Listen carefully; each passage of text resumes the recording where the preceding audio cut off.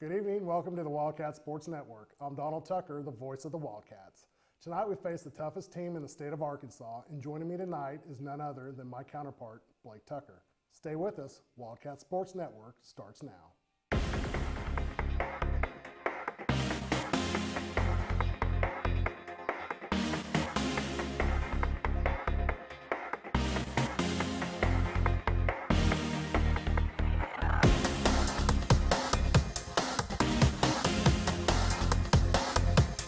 Last Friday night, we took on the Bentonville Tigers in an intense matchup. Let's take a look at the highlights. This past Friday, our Har-Ber Wildcats took on the Bentonville Tigers. Let's get straight to the highlights. Bentonville starts the game with the ball, but Har-Ber's defense isn't having it.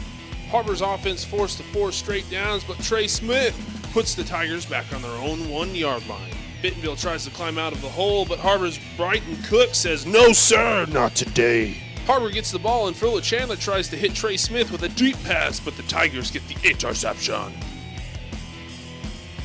Bentonville's Ford Casey, the 6'6 giant, tries to scramble out of the pocket, but Noah Hayward with a shoestring tackle. Start of the second quarter, Bentonville trying to make headway. Oh look, Ma, it's a clouder! Har-Ber stops them in their tracks. Bentonville's Ford Casey, afraid to make a play, hands it off, but Har-Ber stops them short. Bentonville attempts a field goal, but after the block and a 99-yard touchdown return, Har-Ber kicks it off.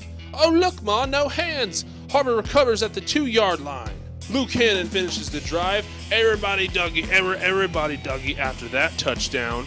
17-7 at halftime. Start of the third quarter, Bentonville's making strides with the deep pass. Looks like we're playing prison rules. Bentonville attempts another field goal, but Austin Henderson says, "Hey, can I have a try?" Another blocked attempt. Har-Ber gets the ball. Luke Hannon breaking tackles left and right. He drops bombs and first downs. After Bentonville gets the ball back, look, another field goal attempt, but this time they get it off. After a big drive by Har-Ber, Tyler Blackston says, "New high score." What's that mean? Did I break it? Ford Casey with the snap. Har-Ber defense says, "Shawshank Redemption up in here." That's going to be a sack. Bentonville's Casey strikes back with a long pass. Oh, tartar sauce. They're off to the races. Late in the fourth quarter, Bentonville's competing, but Luke Hannon says, "This one's for the ladies." Hashtag football drop, walk away. Bentonville's 6'6 giant striking again and gives Bentonville the fighting chance. JK, he fumbles it, Har-Ber recovers. Bentonville cuts it close, but Casey Ford throws this pass, and Blaze Brothers says, "Not today, not this day." And it puts it in the record books. Har-Ber takes this one 31-21. Up next, Fayetteville. For WCSN, I'm Mr. Sherman. Thanks, Ashlyn. We're going to take a quick commercial break, but when we come back, we'll have Blake Tucker here to help us recap Bentonville. Stay right there. Wildcat Sports Network. We'll be right back. We came to Arvest Bank to see what makes it different. It's a community bank that really reaches out to the customers to make them feel special. I feel special every time I come in here. They want to be involved in the community and want to be part of the community. They support our university, our athletic department. They've told us that they could have a fleet of volunteers there to help this year if we needed. I see them at a lot of our Hispanic community events that we do. I can't think of another bank in the city that has such a big community presence as Arvest. Arvest Bank, our customers say it best. This is Jack. And this I am starving! is Jack's appetite. It's never satisfied. I'm hungry. Seriously, dude? What? Then Jack's mom started serving Tyson Anytizer snacks with all white meat and lots of protein. They're the only snacks that make Jack's appetite disappear. Tyson Anytizer snacks. Consider snacking solved. Welcome back. Here with us now is Blake Tucker, our color commentator for Wildcat Sports Network. Blake, welcome to the show. Thank you. Good to be here. So, Bentonville last week. Bring us back up to speed here on the comparison for Bentonville. Recap it for us. Yeah, sure thing. Well, I guess the first thing on everybody's minds is how did Har-Ber go up by 17 points in the first half? And the short answer to that is clearly just special teams. We had, at the very beginning of the game, one of Bentonville's first opportunities to put points on the board. They went to kick a field goal, and Alejandro Ramirez blocked the field goal attempt, was returned by Peyton Kofer. It was about 103, 104 yards for a touchdown there, getting Har-Ber on the board. That's a 10-point swing from a Har-Ber touchdown, negating that Bentonville field goal. And then a little bit later, you saw another blocked field goal actually on their next attempt where Austin Henderson came in and just blocked it outright. There was no chance for a return. But somewhere in between those, It was actually right after that Peyton Kofor touchdown was a fumble recovery on the 6-yard line that set the offense up to just go ahead and score from just 6 yards out. It's kind of hard not to when you do that. So when you break all of it down, the special teams execution is responsible for Har-Ber going up 17-0 just before the first half ended. Obviously, we know that Bentonville was able, on like a 55-yard touchdown pass, was able to get on the board and get their 7 points. But for the most part, Har-Ber's rode their special teams performance all the way through the end of the game. They won the field position battle. They won the points battle early on. They put Bentonville in a hole and made them play from behind. And that was an area that they've been working on all year. And I think they did a phenomenal job putting it all together in this game, one of their biggest games of the year, and making it happen. So the special teams, Coach Wood's been talking about it. Special teams has been a focus point for them for the past several weeks, since the beginning of the season. Special teams showed up Friday. Yeah, absolutely. And it hasn't just been since the beginning of the season. Back when I played here in my senior season in 2012, and even before that for the 2 years previous, special teams was always one of the most important aspects of the game. It was something that they worked almost every day in practice. There was a specific part of practice where we'd either work field goal or we'd work kickoff. And they really want to put guys into roles that aren't just there to get playing time. They're there to contribute to the team in a meaningful way. And so I think the emphasis on special teams this year is the same as it's been last year, but it seemed like it finally clicked in the Bentonville game. So is the special team, the whole offense and defense, the team as a whole, are they where they need to be right now in the conference? I mean, is there, I know they're kind of working out the kinks and the wrinkles. I mean, where do they need to be right now? Are they on pace? Well, right now, Har-Ber's number 2, according to Max Preps. They're number 2 team in the state. They're cruising along. They're 5-1. They're doing a lot of very good things. There's a misconception that there's something called perfect to work towards in football. And while they're right, you do work towards perfect, there's no such thing as actually achieving it. There's going to be parts of your game that can always be better. There's going to be that one guy that missed a block. I mean, even with Fayetteville, who's averaging over 58 points a game right now, their offense is doing a lot of very good things, but there's still things that they can improve. And I think looking back at Har-Ber, that's kind of where Har-Ber is now. They're in the kind of the mindset of where they're polishing certain aspects of their game and learning how to cater game plans to the specific skill sets of their starters. And so obviously, like as we just talked about, we saw that come through on special teams. On the offensive side of the ball, Fuller Chandler's starting to look a little bit more comfortable. Shut down a little bit last week at Bentonville, was only able to complete one pass to Trey Smith down the sideline there on the near sideline that we saw. But other aspects of the game picked up for it. And so, like I was talking about earlier, it's no such thing as perfect. The passing game faltered a little bit last week, but then Luke Hannon came in, was able to rush for, I believe, 194 yards on 34 carries, and was able to pick up that slack to where the offense didn't suffer altogether. And that's the mark of a good football team. When one aspect of your game isn't working, you can turn to another aspect of your game and pick up right where the other one left off. How does Har-Ber's defense last Friday night stack up to Bentonville? I mean, Bentonville got 429 yards, a season high for Bentonville. Although Har-Ber did win, that seems like a kind of, a bit of a skew there. Well, and it's like I talked about with Coach Scott at halftime. Har-Ber's defense has always had a bend but don't break mentality. And Bentonville drove down the field a lot. They drove down the field several times, got all the way into the red zone, and then couldn't turn it into points. They couldn't execute. And so when it boils down to it, Har-Ber's defense is going to give up yards. There's some holes and they can work on some of those areas, but when it matters, when they have their backs against the wall in a shorter field to defend, the defense stands up. They stand tall, they block field goals, they keep other teams from scoring points, which is the whole point of defense. Yards don't mean anything. At the end of the game, when you look at how many yards a team has, it doesn't matter if they didn't get a W on the record. And so that's exactly what happened to Bentonville last week. They couldn't execute when it mattered. Har-Ber's defense stood up for the most part in the red zone. I mean, there was a couple cracks here and there, but Har-Ber's defense ultimately is the reason that they were able to hold off the onslaught of scoring that would have come at the end of most of those drives had they not just bowed up and said, "You're not going to score on us." And that's exactly what they did. All right, well, enough about Bentonville. That was last week. We got Fayetteville in town tonight. Let's take a quick commercial break. When we come back, we'll talk a little bit about Fayetteville. You're watching the Wildcat Sports Network. Do you need new tires? Do you want a price match guarantee? Do you want to wait in a newly renovated waiting room? Do you want tire services at any time with no appointment? Then Tire Tracks is the place for you. With our price match guarantee and the largest inventory of new and used tires in the area, We have tires for every budget. Tire Tracks, Northwest Arkansas's largest independent tire dealer. Welcome home to Lindsay Living.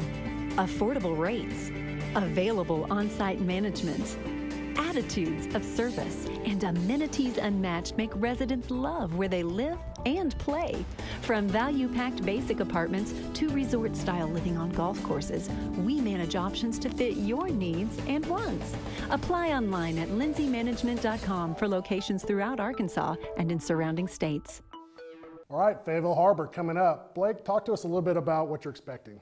Yeah, we have what most people are calling the best offense in the 7A West, if not the state, in Fayetteville, and what sports writers are calling the best defense, at least in the conference, if not the state, in Har-Ber, which is exactly what you want to see from a matchup. We have Fayetteville Har-Ber number 1, number 2 in the state, respectively, according to Max Preps.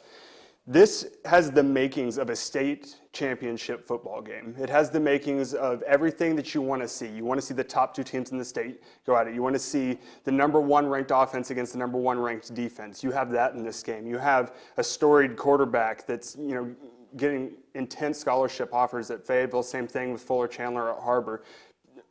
Duo of very good running backs at Fayetteville. You have Luke Hannon at Har-Ber. You have so many impact players that go both ways on both teams that contribute in a meaningful way to the number 1 and number 2 team in the country. It just makes for exciting football. The fans want to see it. It's the nature of the game. It makes it exciting. You're putting up points. You're going back and forth, and especially with the speed that Fayetteville's offense goes at, it's going to make it that much better. Speaking of Fayetteville's offense, they're putting at 58.3 points per game right now. For comparison purposes, the 2005 Springdale Bulldog team that won the state championship that year holds the conference record at 47.4. Huge benefit for Fayetteville's offense right there, and part of the reason they're so effective on offense is the speed at which they move.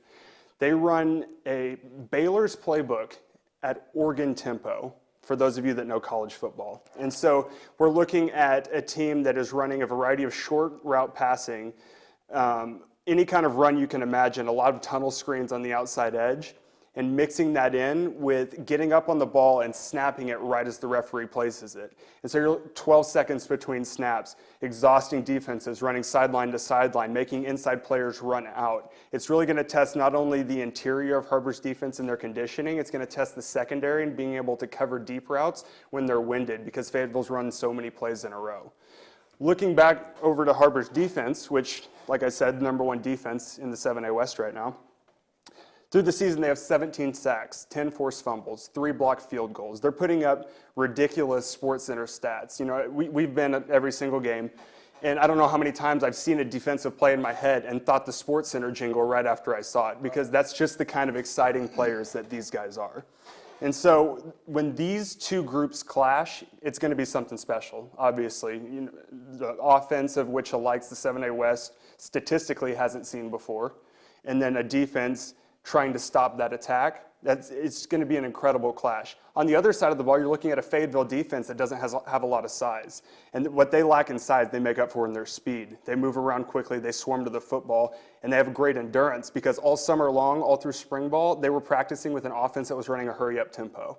And so these guys are quick, and they can stick with it, and they're going to be very hard to wear out. And so specifically, Har-Ber's offensive line is going to have a very tough task in trying to wear down that defensive line and open some running lanes. Har-Ber's offense, people that have watched them and followed them throughout the season have noted a drastic improvement. And not only the efficiency of Fuller Chandler, but in how well the O-line's blocking and picking up pass blocking, and how much crisper the receivers' routes are, and how well they contribute on special teams, like we talked about earlier. And so even though I think the showcase clashes between Fayetteville's offense and Har-Ber's defense, the one between Har-Ber's offense and Fayetteville's defense has the potential to be just as good. They're just not as recognized in the media, but they have every bit the performance that the other groups do. I mean, respectively, you can't win without offense or defense, depending on if you're Har-Ber or Fayetteville, and they're the number 1 and number 2 teams in the state. What most people are saying really should be a state title matchup. Right. We need to take a quick commercial break. When we come back, I want to drill down on more specifics between Fayetteville and Har-Ber. You're watching Wildcat Sports Network. We'll be right back. Chevrolet has the longest lasting, most dependable full-size trucks on the road. And at Everett Chevrolet, we think the slogan, "Find New Roads," couldn't be more at home than in beautiful Northwest Arkansas. The 2015 Silverado has the most fuel-efficient gas V8 ever, perfect for those long drives in the country. And for those new roads that are hard to find, Silverado's rugged power will pull you through. Family owned, customer friendly, Everett Chevrolet in Springdale.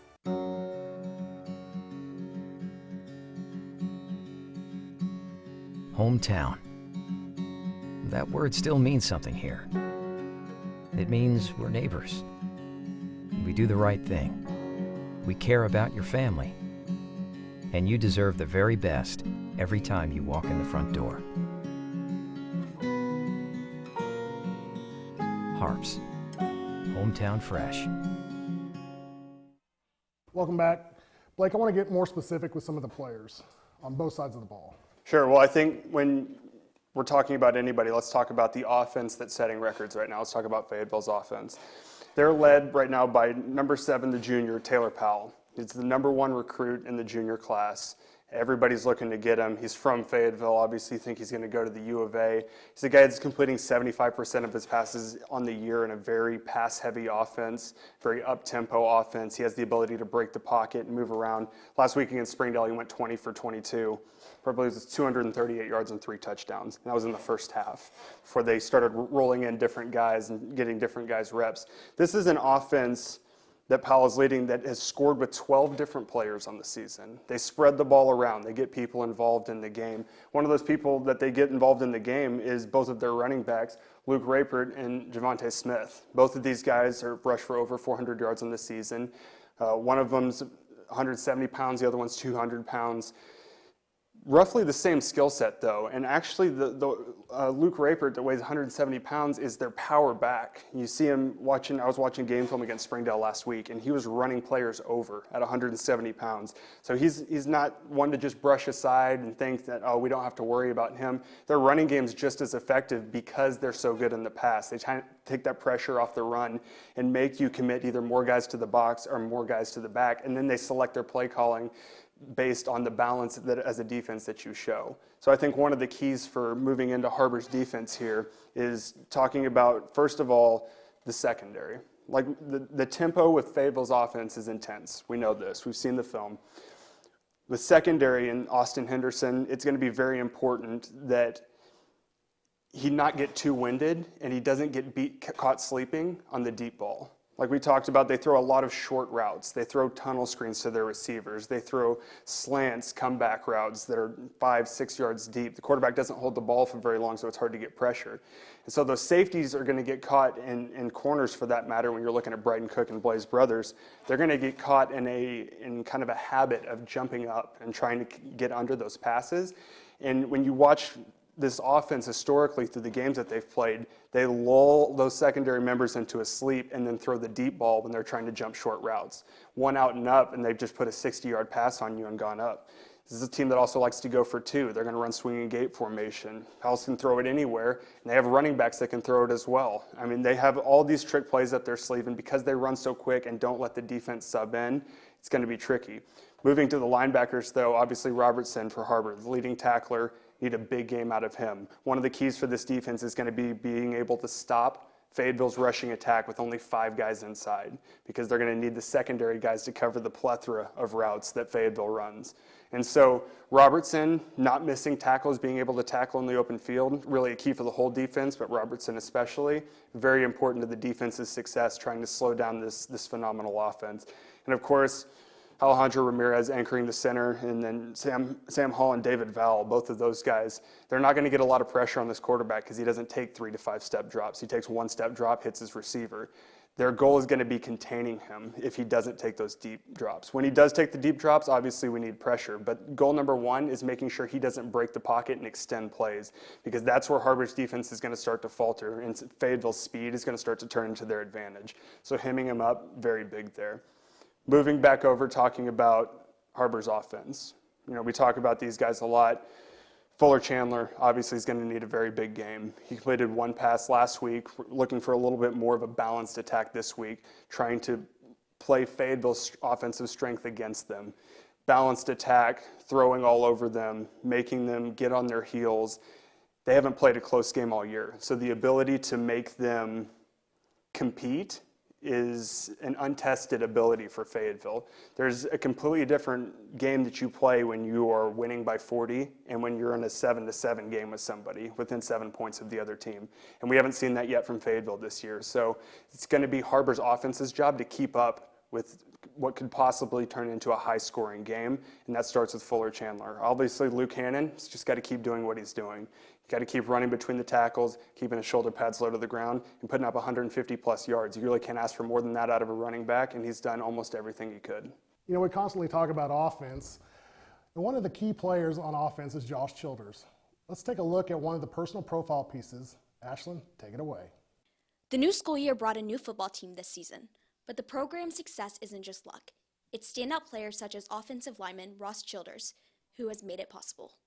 Well, you know, Ross is a kid that's been in the program for 3 years, kind of worked his way up to a starting role this year. He's got a lot of knowledge about what it is that we do. And, he's a really good fundamental player, plays with great fundamentals, has a lot of energy. Biggest thing that, we like about what Ross does, Ross goes out, plays hard every Friday night, that we can go through and have a great week of practice. And Ross, whatever we ask him to do, Ross is going to be successful at it. So, it's really, really good knowing that you've got a kid there that you can really rely on. After 3 years of dedication, Ross himself has turned his commitment into something much deeper. For me, it's sacrificing your time, like starting as a sophomore, practicing all through that time, and the ultimate goal as a senior is to win a state championship. With energy and passion on the field, Ross steps up as a major leader. As a senior, he takes responsibility and with determination makes a difference. We love his energy. I mean, there's just the times that when Ross is out there, we just know that he's going to give us everything he's got. He's one of our kids that we rely on as a senior leader to play as hard as he can, and I think he's going to be very successful. Coaches will continue to praise Ross for his consistency and hard work. In this week's game, be sure to look out for number 53. For WCSN, I'm Ashlyn Grace Brothers. Thank you, Ashlyn. Blake, I realize you're not going to be here tonight. Yeah, you're in very good hands, though. Coach Scott taking over the color commentary. He's been on the show several times. He's obviously very knowledgeable at football. He knows a lot of these players. He's been to so many of the games. He knows his coaching staff. He knows the schemes. Very good guy. He's going to give you some great analysis. You're going to be in very good hands tonight. Excellent. Keep it right here. Coming up next, we have Coach Wood. You're watching the Wildcat Sports Network. Hi, I'm Susie Everett. Here at Everett Chrysler Dodge Jeep Ram, family-owned, customer-friendly is more than just a slogan. We're dedicated to giving you the best car buying experience you've ever had. We really do want what's best for our customers, and it shows in everything we do. So come see us for a better way to buy Motor Trend's Truck of the Year, the Ram 1500. Family-owned, customer-friendly, Everett Chrysler Dodge Jeep Ram in Springdale. We came to Arvest Bank to see what makes it different. I'm from the old school, I believe in people talking to people. When they say, have a good day, I think they actually mean it. Yeah, there's a smile every time you come in. I walk in and feel like a king rather than a pauper. It doesn't matter if you deposit $1 or $1 million. They treat everybody the same. The customer comes first, and I like that. They always go above and beyond to take care of us. I didn't rehearse this. This is coming from right here. Arvest Bank, our customers say it best. Welcome back. With us again is Coach Wood. Coach, let's talk a little bit about last Friday night about Bentonville. Did we see the arrival of the special teams for 2015? Well, I hate to probably say it, week 6, but we did make some great gains in our special teams, and it's something we preach every week. Coach Fimple and our staff do a fantastic job working it each week. It's good to see it pay off on a Friday night so our kids can see the buy-in and the importance there, and now it can change the game. How, when you watch the film on Bentonville, what are the things that we need to improve on for Fayetteville tonight? Well, the biggest thing we only threw the ball for 38 yards. So I think we had a couple little breaks in our pass protection. They got some pressure on the edge. We dropped a couple balls. Just being clean in our passing game I think is huge. Offensively, and our run game was pretty solid, but we've got to make sure we can do both things and do both things well. Defensively, overall, the whole game was good. We went through a little lapse where we had some poor tackling late in the second quarter, early third quarter, and we settled back down. We just got to be consistent over 4 quarters. I want to talk to you about Fayetteville. Fayetteville's out there, they're warming up. You know, they're number 1 in the state, we're number 2 in the state. How do we get that out of the players' heads so they can focus on their job? Well, I mean, I think we've done a solid job this year, just really taking it week by week. And, you know, our guys want to play well tonight. I mean, they know there's a talented team on the other side. We also know this doesn't define the season and that there's a lot more football to be played. You want to be playing in December, and you will care about rankings in December. I mean, really right now it's a relevant time for rankings because so much changes, and it's a process. And so we want to hold those rankings towards the end of the year and not worry about it in the middle of the season. So there's a lot of press about the offense for Fayetteville. You know, they're averaging 58 points a game. Beating the 05 team, which you're a part of, a Springdale team with Malzahn. How do you get the defense to focus on, quit reading the press, that they're a high-powered offense, just stick to your job? Well, one thing, they're not the 05 Springdale team. And, one of the biggest comparisons there, the 05 Springdale team did all their damage by half. They didn't have to play in the second half, and all those guys were out. So, one, you can't compare those two, not even comparable. You're talking about the number 2 team in the country in the 05. So we don't even look at that kind of stuff. We just focus on the current Fayetteville team, which is a really good high school football team in the state of Arkansas, the number 1 team of our state. We're just worried about protecting our place, our turf, winning the football game, trying to get to 4-0 in conference. Excellent. Coach, good luck tonight. I know you're busy. Thanks for coming by. Well, that's all the time we have for tonight. Stick around, because at halftime we have the halftime show. For Superintendent Dr. Jim Rollins and Athletic Director Wayne Stellick, I'm Donald Tucker. You're watching the Wildcat Sports Network.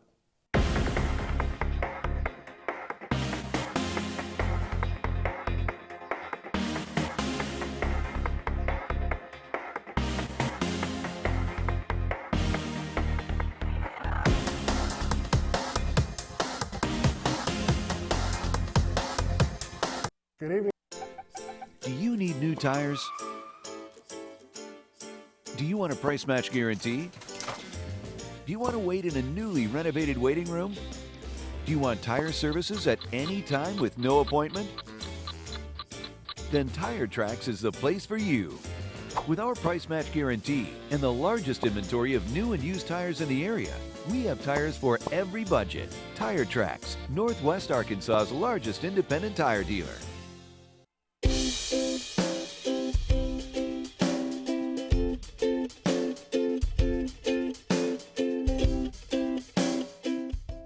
I'm Jim McGuire.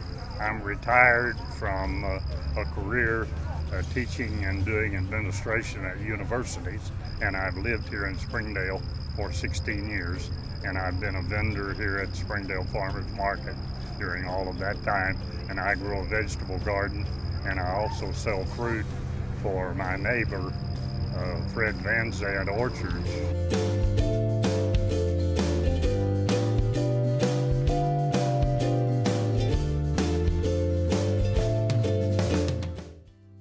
But the Jones Center, coming back to the Jones Center, it means a lot to me to have this facility here. Our grandchildren use this facility.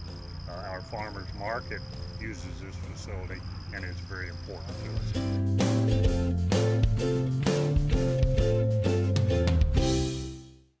We came to Arvest Bank to see what makes it different.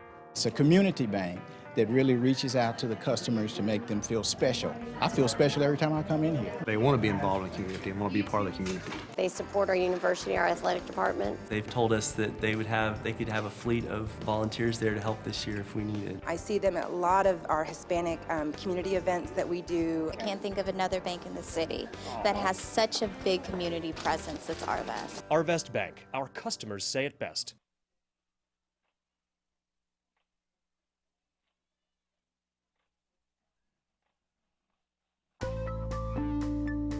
Welcome home to Lindsay Living.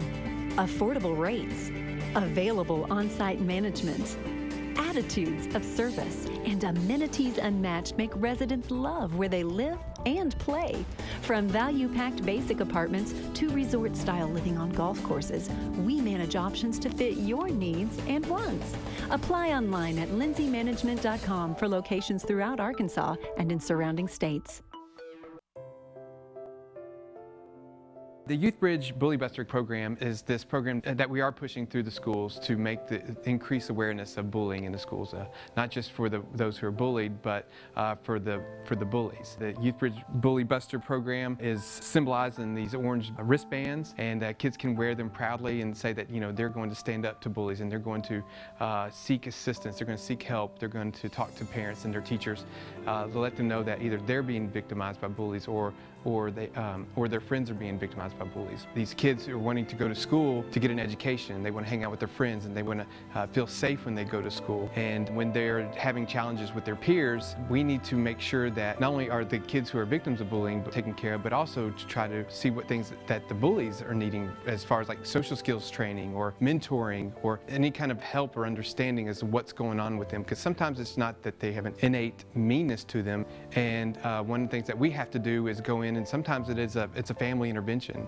and we can meet with the moms and the dads or the guardians or anybody else who's interacting with the kid who is having these challenging behaviors, and just put some things in place and to redirect them in order so they can be successful in the community and in the schools. YouthBridge has clinicians on staff that are experts in working with families that have these types of challenges, from mental health issues to mental illness issues. We have licensed professional counselors, we have mental health paraprofessionals, case managers, drug counselors that can get involved in a child's life to try to improve their situation. And if the family is needing more eyes and ears to be advocates for them, then YouthBridge has a team that can do that. And so with the YouthBridge Bully Buster campaign, we hope to bring awareness and action to bullying in our school systems.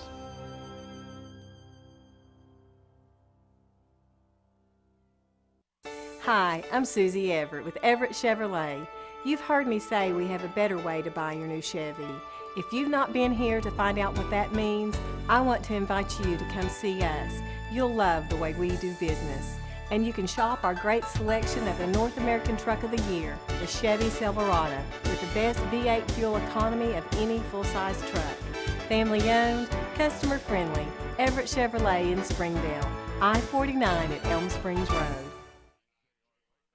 Welcome, Wildcat Nation. On behalf of Superintendent Dr. Jim Rollins and Athletic Director Wayne Stellick, welcome to tonight's broadcast from Springdale, Arkansas at Har-Ber Wildcat Stadium, where the Har-Ber Wildcats play the Fayetteville Bulldogs.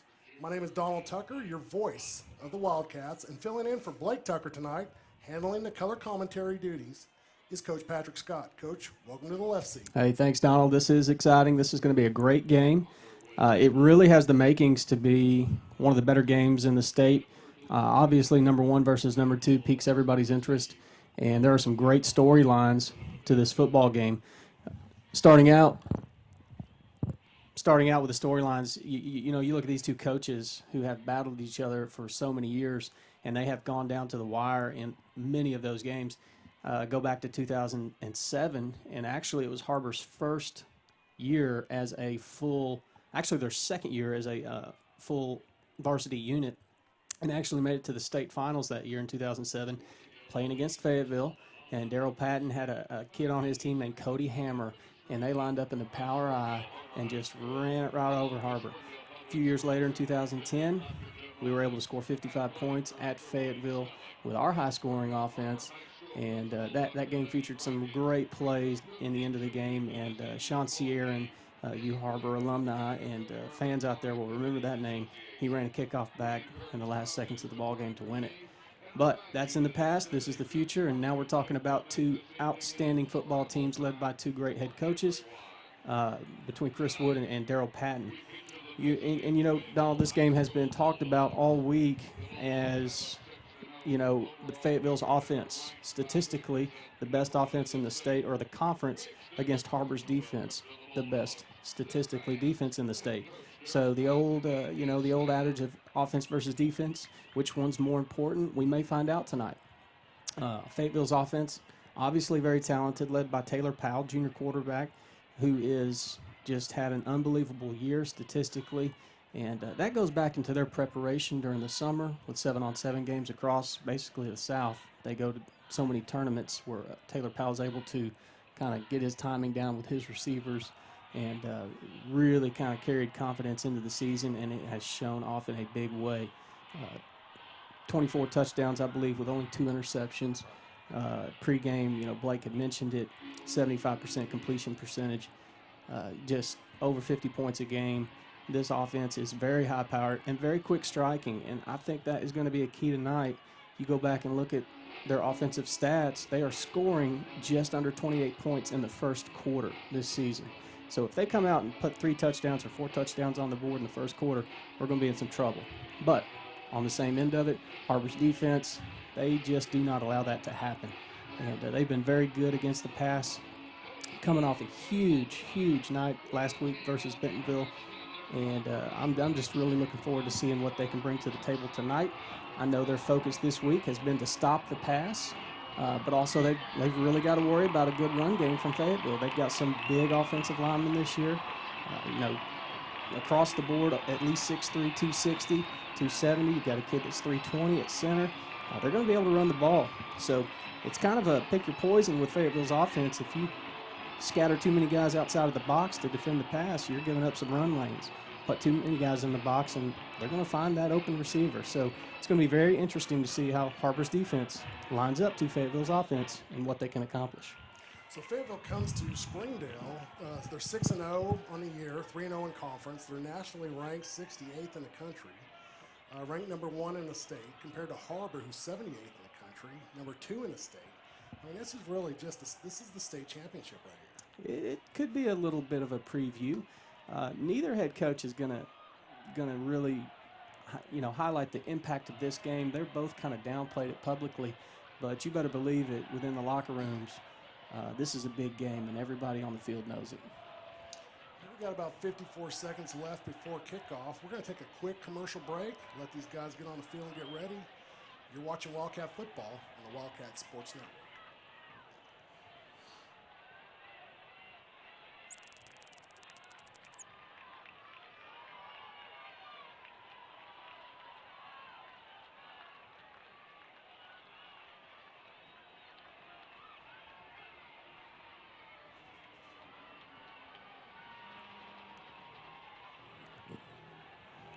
Looks like we are ready to go here at Wildcat Stadium, beautiful Springdale, Arkansas, where the Wildcats will be kicking off to the Fayetteville Bulldogs. Deep to receive for Fayetteville, you got number 22, Luke Raper, one of the running backs, and number 32, T-Rock.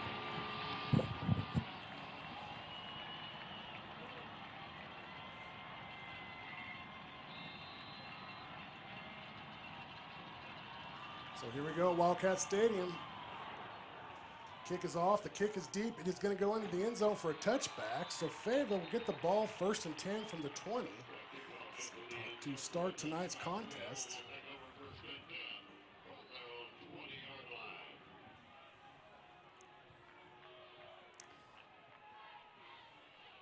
Fayetteville wasting no time. They're not going to huddle.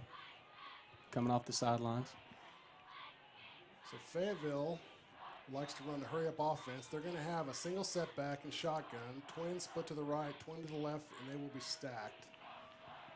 Looks like we've got a little bit of a conference here with the referees.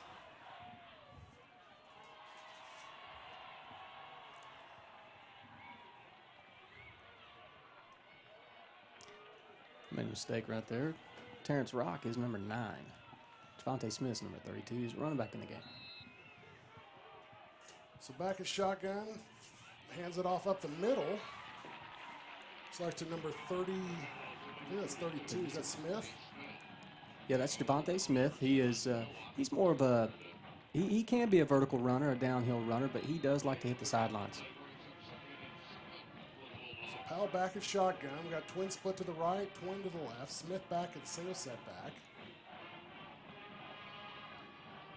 Going to hand it off to Smith around the right-hand side. There's containment there, and he's going to be pushed out about the 22-yard line. So he'll have about a 2-yard gain there. Yeah, you get the feeling that Coach Patton is he's feeling out the Har-Ber defense, looking at their alignment, seeing how they're going to align to different sets. So far, he's came out and just doubles, twins on both sides, and we'll see what he dials up on 3rd down. Same formation, split to the right, split to the left. Powell back. He's going to have some pressure. He's going to roll around, and he's going to throw it to the sideline where it's going to go out of bounds, incomplete. A lot of pressure there from the Har-Ber defense. That was good pressure, and that was a three-man pressure. So if Har-Ber's able to get pressure from three-man front, this could be a good game for Har-Ber's defense. So that brings up 4th and 7 for the Fayetteville Bulldogs as they'll kick with the punting team on the field. I sure would like to know this season how many 3-and-outs they've had on their first drive. That would be interesting.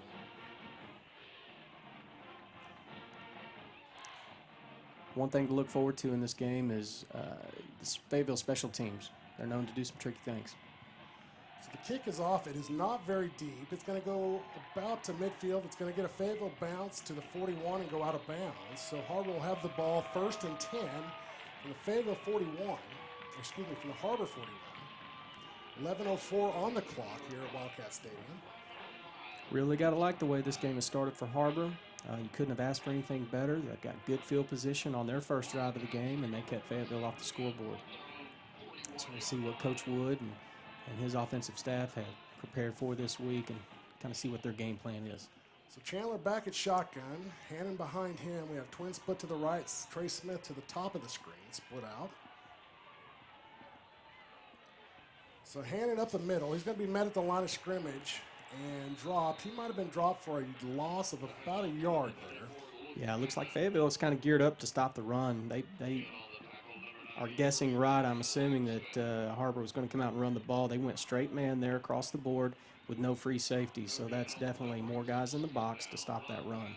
Looks like they're lining up that way again. Same formation for Har-Ber. Chandler back at shotgun. He's going to, looks like we got a false start here. Some laundry on the field. 10:35 left to go in the first quarter.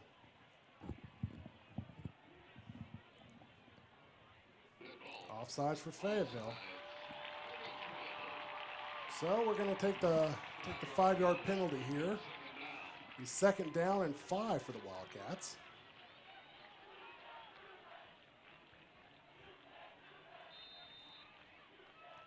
Trey Smith split to the top of your screen. Twin split to the right, Hannon in the backfield with Chandler shotgun. Fake play action down deep to Blackston. Blackston's complete. Down to the 15-yard line. Great catch by Tyler Blackston. And that's just what we talked about. Fayetteville's going to line up and go man across the board. Coach Wood's got to be just licking his chops with no safety back there.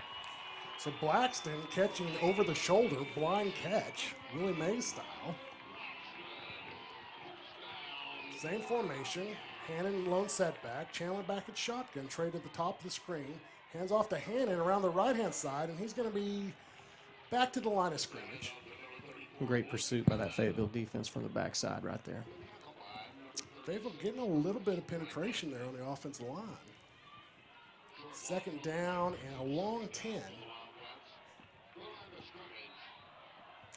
9:55. The clock continues to run. So you have Trey Smith to the top of your screen. Blackston and Dewandar down here at the bottom of the screen. And Hannon lone setback. Chandler across the middle. Blackston for a touchdown. Har-Ber Wildcats. First possession of the game. Blackston across the middle for a touchdown. And Fuller Chandler did a great job right there of looking off to the other receiver and really had the corner's attention and the safety. Well, there was no safety. The man that was covering Tyler Blackston, he was just nowhere to be found. So great throw, great catch, good route. So with 9 minutes, 38 seconds in the first quarter, Har-Ber strikes first. Lines up for the extra point. The snap is good, the kick is up, and the kick is good. So that's going to give the Wildcats 7 in tonight's contest. It's the first possession for the Wildcats. That's a great little outcome there. I tell you what, couldn't script it much better. 3 and out for that defense, come out and score on their first drive, and really kind of, I don't want to say effortlessly, but they definitely executed very well right there in the passing game. Completely agree. We'll see how Coach Patton and his staff adjust right here to Har-Ber's defensive alignment and their game plan. Got to wonder if their alignment was what they expected. So I guess we had a penalty here. They teeing the ball up. No, I guess not. I guess he was just tying his shoes. So false alarm there. He wanted to be on the middle of the field to do it. He wanted some press time. Yeah, he got it. So Har-Ber kicks off, as usual, from the 40-yard line. There's 9 minutes, 38 seconds left to go in the first quarter. Har-Ber Wildcats lead 7-0 over the Fayetteville Purple Dogs.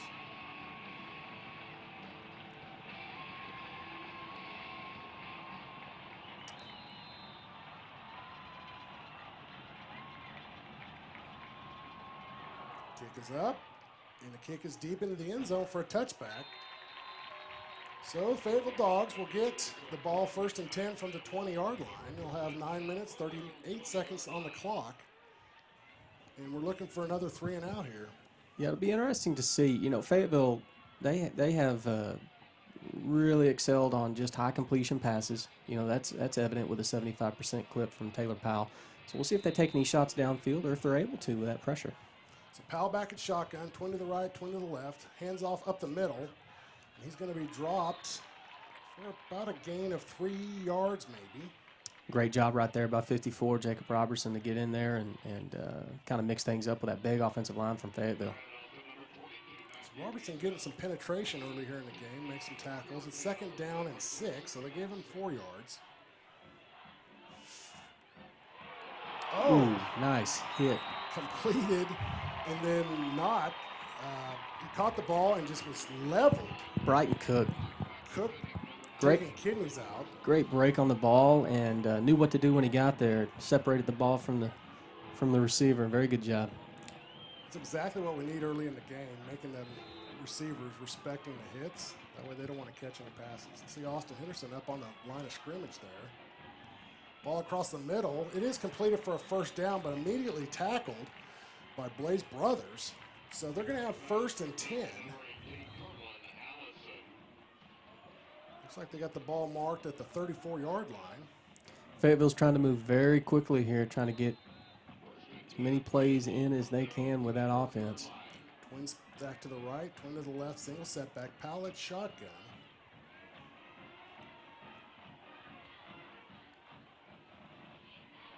They hand it off up the middle, and he is very elusive. He's breaking downfield. He's across the 35. He's still on his feet. He's tackled at the 21-yard line. Gosh, that's what you worry about when you are pulling guys out of the box to cover that pass. Luke Rapert, we've got a Fayetteville young man with a shoulder injury. It looks like 51 is hanging his arm. Not looking good. But Luke Rapert, he is a vertical runner. He will hit that inside zone and run vertical, and that's what you saw right there. He found a crease, and he kept going. Great downfield blocking by Fayetteville, too. Good pursuit, though. If you noticed he was on the tackle, that was number 99 for Har-Ber, down the field making the tackle. Ramirez getting downfield and making his presence known. Looks like we got a injury timeout here. Wildcat Stadium, 8 minutes, 40 seconds left to go in the first quarter. Fayetteville will have the ball 1st and 10 from the 21-yard line. And, you know, kind of what we had talked about early, Fayetteville making a big play with the run game, not necessarily the passing game that gets them down the field right there. So it'll be interesting to see if Har-Ber adjusts to that and see if they can stop that inside zone.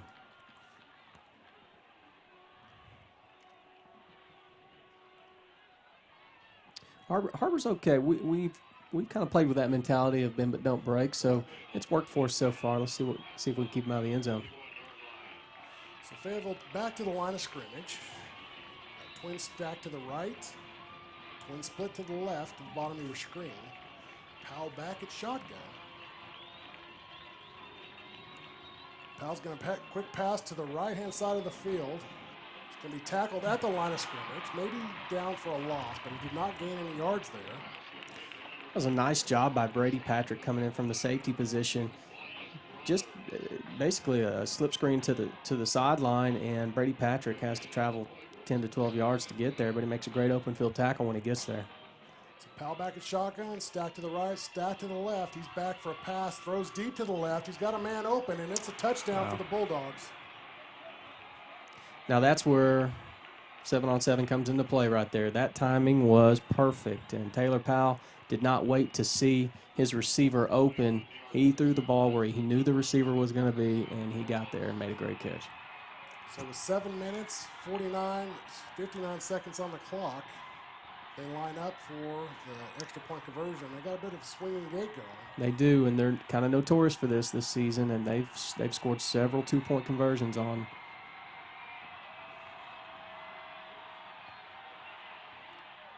And there's another. And they get the two-point conversion. So the Fayetteville Bulldogs will have 8 for their touchdown for the first time tonight. So Fayetteville Bulldogs 8, the Wildcats at 7. With 7 minutes and 59 seconds to go in the first quarter, it's going to be a high-scoring game, it looks like. I think so, and those extra point plays are two-point plays. Har-Ber has prepared for that all week. They know that Fayetteville likes to go for it. On the extra point, they like to go for 2. If they think they can get it, they're going to go for it. And they did right there. We'll see if Har-Ber comes out with the same kind of mentality of maybe establish the run, or if Fayetteville comes out with the same sort of defensive alignment with no safety. Coach Wood is not going to want to run the ball if they do not put a safety back there. He will try and throw the football. It's almost like Fayetteville's wishing him to do that. It is. It is. I mean, I'm not sure why you would not protect deep against Chris Wood's offense, but... well, you do have Luke Hannon back there. Maybe they want to keep the ball out of his hands. Especially after last week. Absolutely. So it looks like we got a timeout here on the field. Not sure what's going on here, but...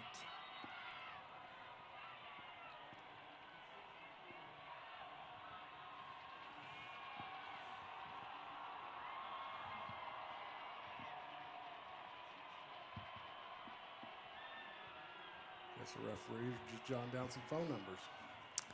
Yeah, it's never too early for that. So here we go. Wildcat Stadium. Fayetteville Bulldogs will be kicking off. 7 minutes, 59 seconds to go in the first quarter, and we were already 7-8. Fayetteville Bulldogs in the lead. Kick is off. It's going to be for a touchback. So Har-Ber will get the ball first and 10 from the 20. And it's going to be interesting to see Chris Wood when he dials up here for the second possession for the Wildcats.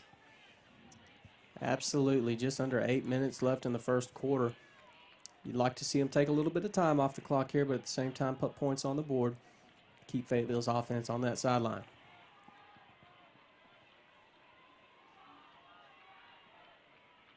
So Trey Smith to the top of your screen. Blackston to the bottom of your screen. We have Luke Hannon. Single setback, and Dundara at the very bottom. Play action, drops back across the middle. Trey Smith's going to be overthrown. Taking a deep shot right there on first down is nothing new for Coach Wood. He likes to stretch the defense, and mission accomplished there. Trey Smith is flying down the field. Pretty good coverage by the corner on Trey. The ball was overthrown, which is where you like it. If you're going to miss, you want to miss deep, making sure that nobody comes underneath and picks that ball off. So 7:53 in the first quarter.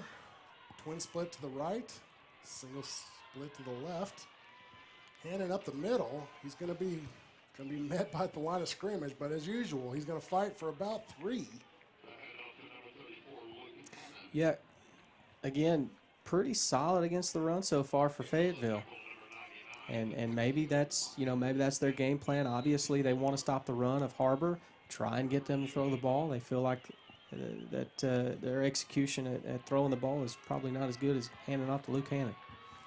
Same formation, Hannon back at shotgun. Looks like we have a Fayetteville guy jumping off the ball, so we're going to see some laundry on the field. It's 3rd down and 7, but we're going to take 5 of those. Yeah, nice job by the quarterback, Fuller Chandler, and mixing up the snap count. It's a good way to get yourself in a manageable 3rd down. You go from a 3rd and 8 to a 3rd and 8 to a 3rd and 3, much more manageable. 7:20 on the clock. It continues to roll. 3rd down, and it's going to be a long 2 there. Chandler back at shotgun. Looks to the sideline for confirmation. Trey Smith to the top of your screen. Dundara and Blackston to the bottom. Buchanan takes the ball up the middle, and it's going to be about a yard gain. So that's going to bring up 4th down and 1, maybe a short one. That offensive line, boy, they've got a tough matchup tonight. 47, that defensive end for Fayetteville is, he looks big, and he is big. He measures in at 6'5", 240, and he's got good penetration right there. Kind of stalemates the line. 4th and 1, and they are not in punting formation. Who said this wasn't a big game? Chandler gets enough for a 1st down, quarterback sneak. So going forward on 4th down inside your own 30, again, that's nothing new for Chris Wood either. I've seen him do that many a times, and that just means he has faith in our defense. That's what that means. And faith in the offense. Absolutely. So it'll be 1st and 10 for Har-Ber. The ball's on the 33-yard line. 6:14 left to go in the first quarter. Hands off to Hannon around the right-hand side. He's fighting. There's a lot of Fayetteville penetration. He's going to get maybe a yard. So far, he has been bottled up tonight, but we know that may not last very long. Luke Hannon has a way of bouncing off tacklers and making things happen. So it's going to be a long 9 yards, 2nd down. 5:50 on the clock in the first quarter. Still 7-8. Fayetteville leads by 1. Interesting, Har-Ber not using too many offensive sets so far. No, same one. We got a penalty on the play. From the top side of the field, Fayetteville coaching not happy, so I'm guessing it's against Fayetteville. And it is. Offsides again. That defensive line coach on the other side, he is losing his mind. He is asking for them to not jump offsides, I believe. I don't believe asking is the word we're looking for. Probably not. I sensed your sarcasm. Yeah. 2nd down and 5 for the Wildcats. 5:34 on the clock. It continues to run. Same formation for Har-Ber. Trey Smith to the top of your screen. Dundara and Blackston to the bottom. Luke Hannon back at the single set back, and Chandler is shotgun.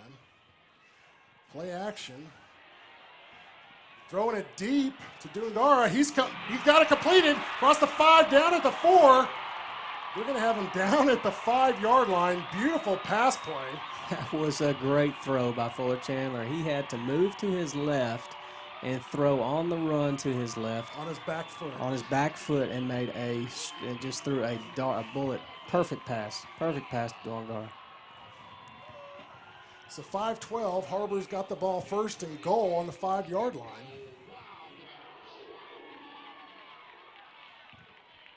Same formation.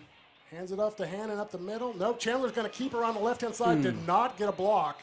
So he's going to be dropped for a loss of 3 yards there on the outside. That would have been a great play if he would have released and just dumped it over the cornerback's head there. Absolutely. Trey Smith kind of, I'm not sure if he missed the corner out there, or that corner's pretty elusive. The corner kind of sidestepped him right there. Yeah, not a lot of blocking there. But it's 4 minutes, 34 seconds left to go on in the first quarter. Har-Ber threatening to score. 2nd down and 7.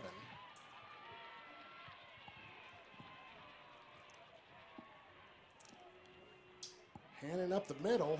He's going to get to the 3-2 touchdown. Wildcats. We knew you couldn't keep him bottled up very long. Luke Hannon with a powerful run there from the 7-yard line. Nice touchdown for Har-Ber. It's like the offensive line is kind of getting their legs down. There's some running lanes starting to develop for Hannon. That was right up the left-hand side, just off of center. So. Absolutely, and really the first time we've seen Har-Ber vary from their basically their base set on offense. Right. They had a little motion right there that may have opened things up. So the kick is up. The kick is good. So with 4 minutes and 18 seconds left to go in the first quarter, Har-Ber Wildcats 14, the Fayetteville Bulldogs 8. We're going to take a quick commercial break as they line up. You're watching Wildcat football on the Wildcat Sports Network. We came to Arvest Bank to see what makes it different.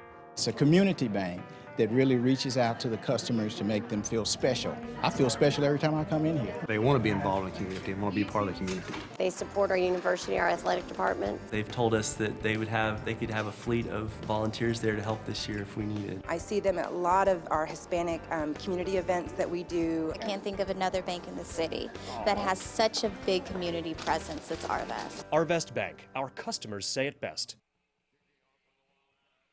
Welcome back to Wildcat Stadium, beautiful Springdale, Arkansas, where the Wildcats are 14 over the Fayetteville Bulldogs 8. 4 minutes, 18 seconds to go in the first quarter, and we've got ourselves a ball game, Coach. Absolutely. Har-Ber making big plays with the pass. Fayetteville making big plays with the run. Seems a little bit lopsided. As long as we're on top of the scoreboard, we're good. So the kick is short. It's going to be fielded for the first time tonight on the 1-yard line. And he's going to be dropped about the 19. They're going to give it to him on the 20. So not an advantage to Fayetteville by bringing the ball or returning the ball, but they're going to get it 1st and 10 on the 20 with 4:14 in the first quarter. Yeah, if you're Har-Ber right here, this is where you settle in, and you gave up a touchdown on a big run. You cannot let that get to you. You settle in, do what you've been preparing for all week. Fayetteville now coming out in a little bit of a tricky formation. Got trips to the left here. Looks like they're going to switch to the right-hand side. We're going to have trips to the right now, and that's a lineman out there. 2 of those guys are offensive linemen. Going to hand it off to the left-hand side. He's going to be dropped at the line of scrimmage, absolutely not phasing the Wildcat defense. Looks kind of like not necessarily a full swinging gate, but they did have 2 big guys out there maybe trying to extend their wall to the sideline and get their running back to the sideline a little quicker, and didn't work out for them. So trips to the left, single set to the top of the screen, Powell back at shotgun. And he's going to be dropped for a loss of about a yard. Great penetration from the Har-Ber defense. It's like David Val in there and Hall making the tackle. Yeah, right now Har-Ber's defensive line is, and their defensive unit right now is taking over right here on this drive. 3:21 on the clock. It's 3rd down and 10 for the Bulldogs. They got trips to the left, single set to the right. He's rolling to the right. He's looking for some help, and he does not get it. He's going to go out of bounds. It's going to be 4th and 5 for the Bulldogs. Looked like Taylor Powell thought about heading downfield until he saw 2 Wildcat defenders staring him in the face, and he went out of bounds after that. You know, Har-Ber's defense is notorious for bringing the pain. You know, the Yes. Webb City quarterback out of the game. Rockhurst out for the game. A couple concussions against the Bulldogs last week. I mean, these guys hit hard. Yeah, they love to play physical. That's just kind of a staple of Springdale football, and Har-Ber is Springdale football. So we have the ball punted down to the 40. It's going to be dropped. Fayetteville apparently thinks they can flip the ball downfield after touching it. But it's going to be Har-Ber 1st and 10 from the 41-yard line. Har-Ber stopping the Fayetteville Bulldogs 3 and out this series, exactly what we dialed up. 2 minutes, 59 seconds left to go in the first quarter. The Wildcats lead 14-8. And again, they have great field position. So far in this first half, they have started their drives close to midfield, so they've not had to go too far. And if anything, great field position for the Wildcats right here. Same formation. Oh, we got trips to the left this time. Trey Smith, the top of the screen. Chandler back, throws it deep. Blackston wide open. He's on his feet. He's going to score for a touchdown. Har-Ber, wow, we got some laundry on the field. We've got some laundry down here. We got a flag away from the play. We'll see what it is.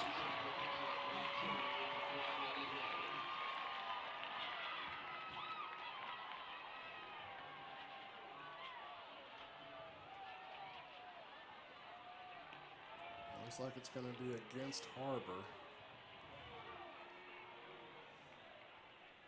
Legal man downfield for Har-Ber. So that play's coming back. Looks like we had possibly a receiver not lined up correctly. Not sure about that. But still, you take the points off the board, but the execution was still there. And this has given Coach Wood more confidence to call the deep routes, to call the strikes downfield, and he's going to continue to do that as the night goes on. So Fayetteville better come up with an answer for Har-Ber's passing attack, or this could be a long night for them. So we're going to try it again here at Wildcat Stadium. 2:50 on the clock. It's going to be 1st and 15 now.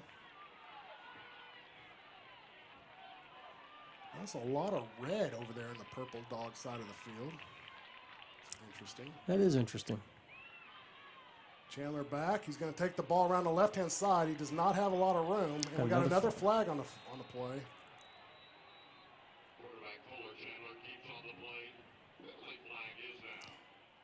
Looks like we're going to call a holding here. So, one thing we didn't talk about was the fact that last week, Har-Ber really didn't hurt themselves in too many areas as far as penalties go. And in the games that they've been successful, or the games that they have not been successful, penalties and personal fouls, things like that, have really cost the Wildcats. You don't want to see this trend continue. We've had 2 penalties in a row. Really, we talked about having good field position.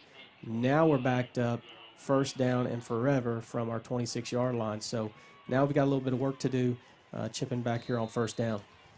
It's 1st down and 25 for the Wildcats. There's 2:43 left to go in the 1st quarter. Different formation here for the Wildcats. Dar goes across the middle for motion. Hannon up the middle. He's going to get 5. He's got 10, 15.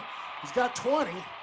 So that's going to give the Har-Ber Wildcats 2nd down and 5. And immediately with a Luke Hannon run, all that loss is washed away. Absolutely. Luke Hannon, when in doubt, just hand the ball to Luke Hannon. Luke Hannon, really a Har-Ber Wildcat workhorse. I mean, last week, he should have been charging tickets as much as he was carrying people down the field. 2:12, 2:11 on the clock, 2nd down and 8. Chandler back, throws, it's completed to Trey Smith, and he's going to be out of bounds. So that's going to bring up 3rd down for the Wildcats. Apparently he didn't get a foot down over there. It looked like a clean catch. Would have probably given the Wildcats a 1st down. Now we've got 3rd and 8. 2 minutes, 2 seconds left to go in the 1st quarter, and Har-Ber, for the first time tonight, the long 3rd down situation. Very unique formation tonight for Har-Ber's offense. Hannon up the right hand side. He's going to get down close to the 1st down. Looks like depending on the spot, we got a good spot there. Looks like we may have 1st down. And they're going to bring the chains out.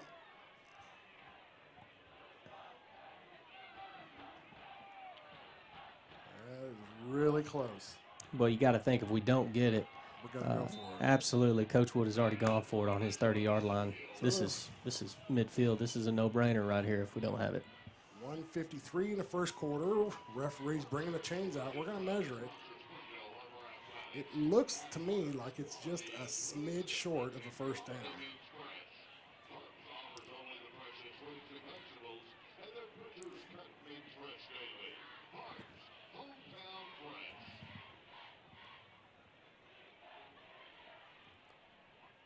Yep, it is mere 2 inches short. So that's going to bring up 4th down for the Wildcats. 4th down at 2 inches. 1 minute, 53 seconds left to go in the 1st quarter, and I almost want to say that he's gonna have to go for it. Yeah, I think so. You've got the lead here. Your defense is playing pretty well, and you're at midfield, so it's 2 inches. And Coach Wood, if he can't get a foot on every play, it's just no use in being out there. So he'll definitely go for it. So Hannon back, lone setback. Looks like everybody tied in. Trey Smith to the top of your screen.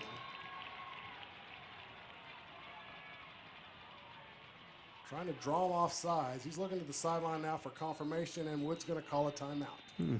So we're going to take the timeout with him. You're watching Wildcat football on the Wildcat Sports Network. We came to Arvest Bank to see what makes it different. It's a community bank that really reaches out to the customers to make them feel special. I feel special every time I come in here. They want to be involved in the community and want to be part of the community. They support our university, our athletic department. They've told us that they could have a fleet of volunteers there to help this year if we needed. I see them at a lot of our Hispanic community events that we do. I can't think of another bank in the city that has such a big community presence as Arvest. Arvest Bank, our customers say it best. Welcome back to Springdale, Arkansas, where the Har-Ber Wildcats lead the Fayetteville Purple Dogs 14-8 with 1:44 left to go in the first quarter. Coach, this is it's been cracking up to exactly what everybody's been anticipating. I think so, and interesting timeout there by Har-Ber on a 4th and inches. We'll see what they've called here. Chandler under center takes the ball, and he's got enough push for a first down. Great push there by the offensive line. So Har-Ber will have a 1st and 10. Ball's going to be about the 47-yard line. And to me, Donald, that just tells you so much right there when both lines know pretty much what's coming and they can dig in and go man-to-man right there, and Har-Ber's offensive line has a good push against that defensive line from Fayetteville. So I look forward to seeing them kind of use that. Absolutely. So it looks like a little more Luke Hannon action tonight. 1st and 10. Dundar across the field, handing up the middle. He's picking a lane. He's got enough for a first down. He's across the 30, 25, 20, 15 down to the 10-yard line. Luke Hannon on his horse whipping it. Still didn't go down. They just hanging on. Ran out of real estate down there. Just hung on him until he rode him out of bounds. 1 minute, 18 seconds left to go in the first quarter, and the Wildcats are inside the red zone deep. Ball is on the 11-yard line.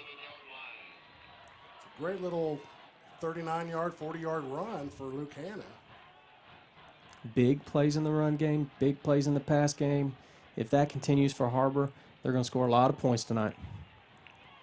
It's a twin split to the right. It's like Trey Smith across. He's got a penalty.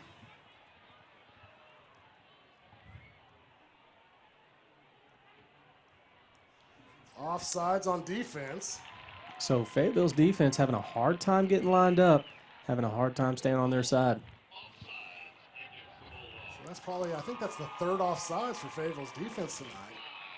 And you know the defensive line coach over there is losing his mind. Absolutely. Har-Ber's not having any problems taking yards from Fayetteville, but then they seem to want to give them to Har-Ber. So, and we'll take them. Yeah, absolutely.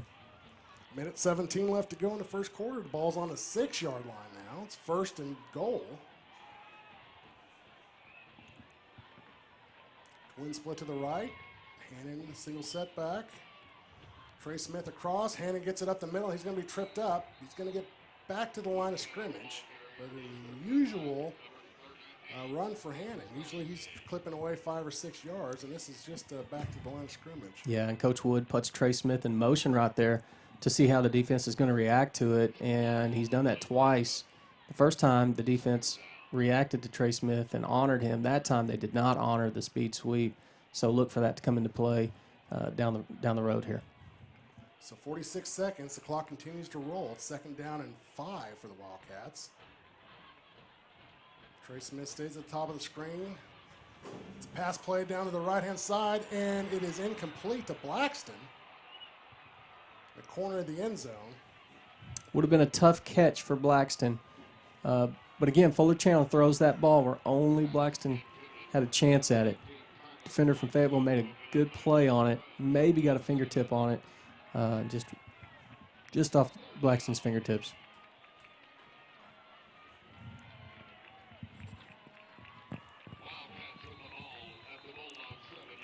So it looks like we're going to have a timeout here. So just readjusting the ball. 3rd down and 6, 34 seconds left to go on the clock. Ball is on the 7-yard line, so they can get a first down. Chandler rolls to the left. He throws sidearm. Incomplete to Trey Smith in the corner of the end zone. And that ball was on a laser beam. It was on a laser beam, and he had to drop down, like you said, and throw it sidearm to get it underneath the Fayetteville defender. And it looked like a pretty good throw. I didn't really see what happened to it there at the end, but just out of the hands of Trey Smith there. So 29 seconds left to go in the first quarter. The Wildcats bring on the field goal unit. 4th down and 6. The ball is on the 7-yard line.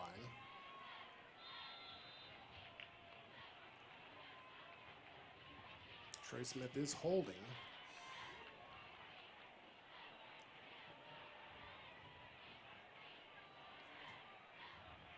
So there's the snap. The snap is good. The kick is up, and the kick is good. No, it is not good. Calling it wide left right there. So Fayetteville dodging a bullet there from the Wildcats. Little momentum shift for Fayetteville right there. Har-Ber gets down the field in some big plays and had a couple of shots at the end zone. Couldn't convert, couldn't execute, and they keep them off the board on the field goal attempts. So Fayetteville's going to start here on their own 20-yard line. We'll see what Har-Ber's defense can do. 26 seconds left to go in the first quarter here. Har-Ber leads 14-8 over the Bulldogs. Pallet shotgun. He's going to hand it off up the middle. He's going to be, that is a hard 5 yards there, dragging some Wildcats with him. That is number 22, Luke Rapert, getting everything he can out of those legs he's got on. Rapert is a little dude, but he is a strong runner. He is a strong runner. Trips to the left, single set back, single split to the right. Rapert back to the ball. He's going to be met immediately by David Val. And he's going to be back to the line of scrimmage with no yardage lost or gained there. That's going to end the first quarter for us tonight at Wildcat Stadium, where the Wildcats lead 14-8 over the Fayetteville Bulldogs. Donald, we'd like to take this time to, here at the Wildcat Sports Network, to thank Catering Unlimited and Tire Tracks for sponsoring this broadcast. Beautiful night here in Springdale, Arkansas. It is, and there's a lot of people in the stands tonight. There is. A lot of people came out and enjoyed tonight. Good fall weather. Yesterday, I was just going to say, yesterday was 85 degrees. Today, I think the high was 60 degrees. I mean, that's football weather. That's football weather, and this is a football game. So far in the first quarter, we've seen some swings from both sides. Both offenses have come out and swung and executed on some plays, but really the defense has settled in right here, especially Har-Ber's defense. I'm really impressed with what they've been able to do against this high-powered Fayetteville attack, limiting them to 8 points in the first quarter. That's probably a season low, I'm just guessing, since they do average 27 points in the first quarter this season. That average will come down a little bit. We'll see if we can't knock the old second quarter average down a little bit and keep them off the scoreboard here. One quarter at a time. Absolutely. So here at Wildcat Stadium, we start the second quarter. The Bulldogs have the ball, third down and 4. Trips to the bottom of your screen, single setback. Incomplete to the top of the screen. Looks like we're going to get pass interference. Boy, third down, that is a tough call if that goes against Har-Ber. That ball was way over the receiver's head, and he is a tall receiver, but not sure if he could have gotten that. Of course, there is no uncatchable rule in high school. If it's close, they're going to call it.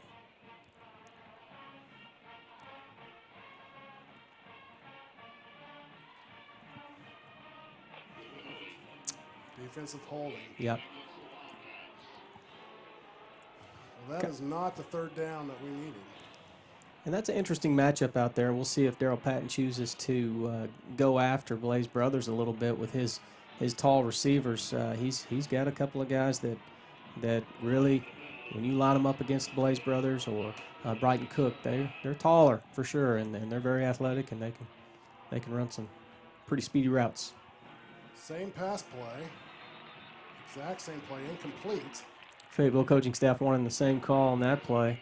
Thought he got there a little early. That's just good timing by Blaze Brothers that time.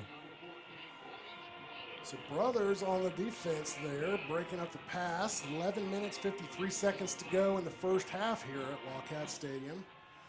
Bulldogs come to the line of scrimmage, split trips to the right, to the bottom of your screen. It's going to fake the handoff, throw across the middle, and it's going to be completed for a first down.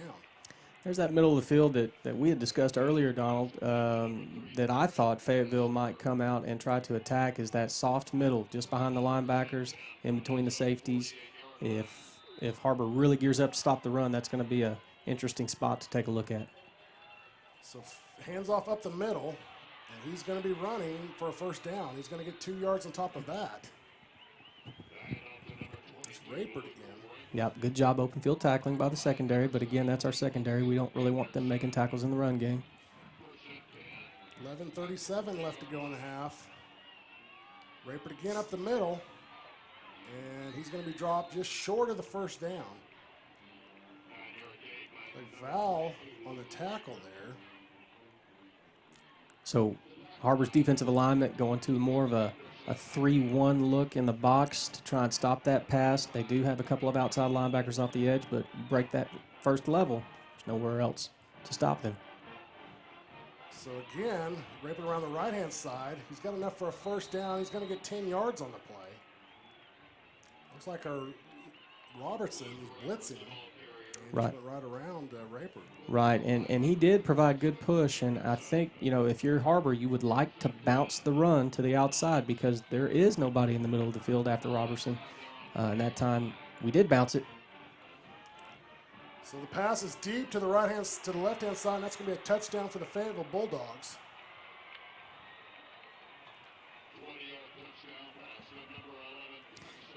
Nice throw and catch by Fayetteville. Perfect timing there in the corner.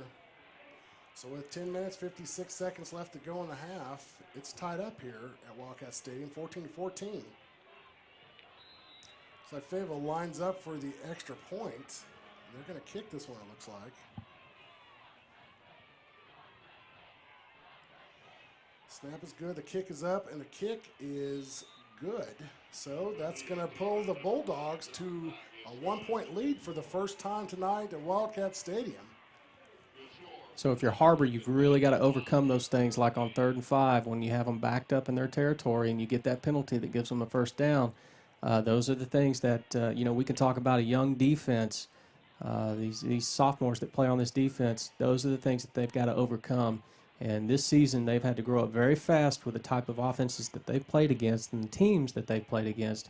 And Fayetteville is definitely no different than other teams that Har-Ber has played. They have played some very talented teams. Our defense is used to seeing talented players, but you've got to be able to overcome that defensive holding call and stop them. And right there, you saw Fayetteville just utilize the run game, which we were a little bit concerned about at the beginning. You know, everybody focused on the pass, and you pull guys out of that box to cover their receivers, and that just leaves you with limited personnel in the box, and Fayetteville exploited that a little bit right there. So 10 minutes, 56 seconds left to go in the half. Be interesting to see what Coach Wood dials up as a response. Kick is up, and the kick is going to be fielded. Up the middle, breaks across the 30. He's got a lot of surge to the 45. He's going to be down about the 35. He's going to be down about the 37-yard line. Har-Ber had set up for, you know, their star return where you've got different personnel just crossing that up back. And usually you'll see the returner hand it to the up back, maybe hand it to another returner. But that time the guy who got the ball kept running with it right up the middle. Nice play on special teams by Har-Ber. Special teams really clicking in the last couple games. Absolutely. Big key last week in the win against Bentonville. And I have a feeling if this game stays close, special teams may play a huge role in tonight's game as well. I couldn't agree more. So 10:49, 1st and 10, second quarter here at Wildcat Stadium. The ball is on the 36-yard line. Chandler back, hands off to Hannon up the middle. Hannon's going to get about 6 yards, the usual Hannon Express. Yeah, and that's what Har-Ber needs to, you know, you're getting 5-6 yards on first down. Those are great first down plays. We've got to keep that up. First down is very important in this game tonight. I'll mark him down for 5. So it'll be 2nd down and 5, 10:25 on the clock here in the first half.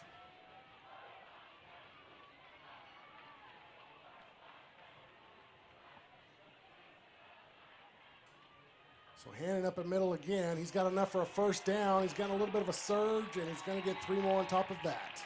That's going to put him right at midfield, maybe just a foot short. Put them at the yard short. So it's 1st and 10 for the Wildcats, 10:08 on the clock. Yep, Luke Hannon, once again, 5-6 yards a pop. Here we go. If we can extend this second quarter and keep the ball out of Fayetteville's hands, that's exactly what we want to do. Chandler back at shotgun, has Trey Smith deep downfield. Trey Smith is just outside of his fingertips. And right on cue, just as I call for Luke Hannon getting the ball more, we're going to take a shot downfield.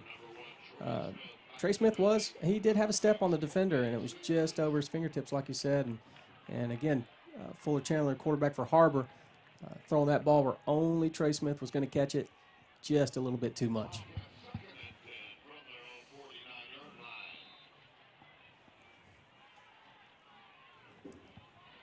$9:51 left to go in the second quarter.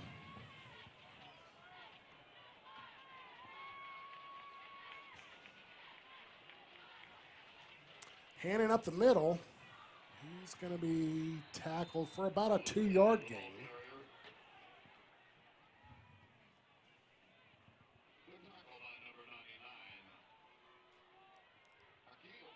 So another critical 3rd and 8 here for Har-Ber.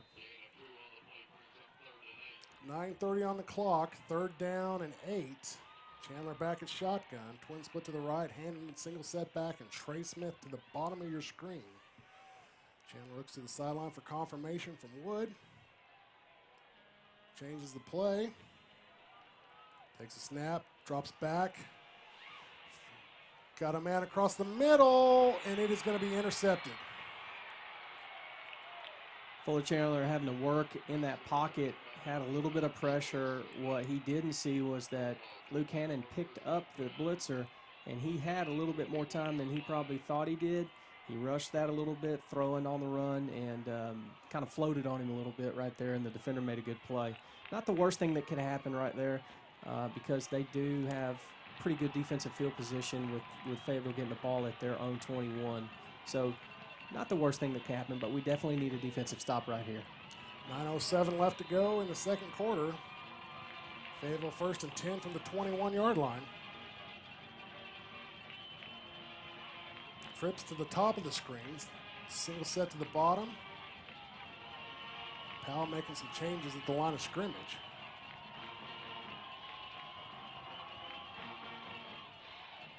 Hands it off up the middle.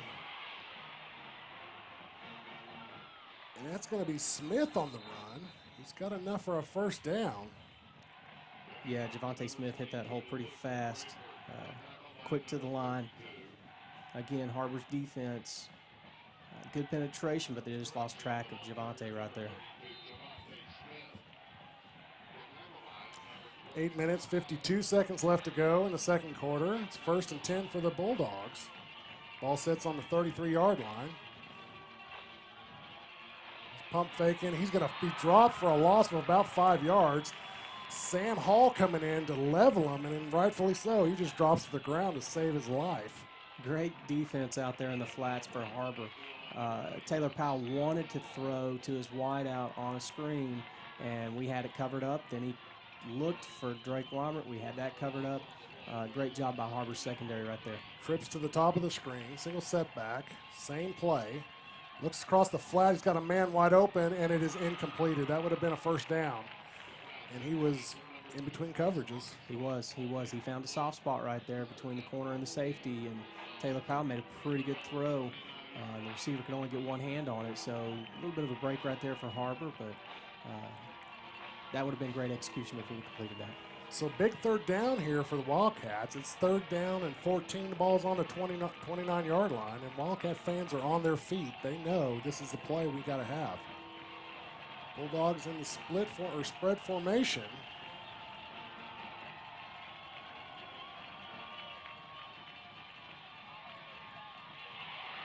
Sam Hall drops him for a 10-yard loss there. Sam Hall breaks through the offensive line and comes out of nowhere. Taylor Powell didn't see that coming, couldn't go anywhere. Kind of like a deer in headlights right there, just frozen. Big play for the Har-Ber Wildcats as Sam Hall drops Powell for a big loss. So it's 4th down and 24 with 7:41 left to go in the second quarter, and that's exactly the defensive stance the Wildcats needed. And here's the punt. The punt is not a great punt. It's going to go out about the 50-yard line. So Har-Ber will get the ball 1st and 10 with 7 minutes and 26 seconds left to go in the second quarter. It's going to be, I think we dodged a bullet there. I think so. But again, 2 good plays there on defense with the sacks. And one was a coverage sack, and then that last one by Sam Hall where he just splits the double team and makes a play on Powell. Great job. Har-Ber's going to have good field position here at midfield. 1st and 10, 7:26, 50-yard line. Wildcats. Twin split to the top of the screen. Trey Smith down to the bottom. Luke Hannon, single setback. Chandler shotgun.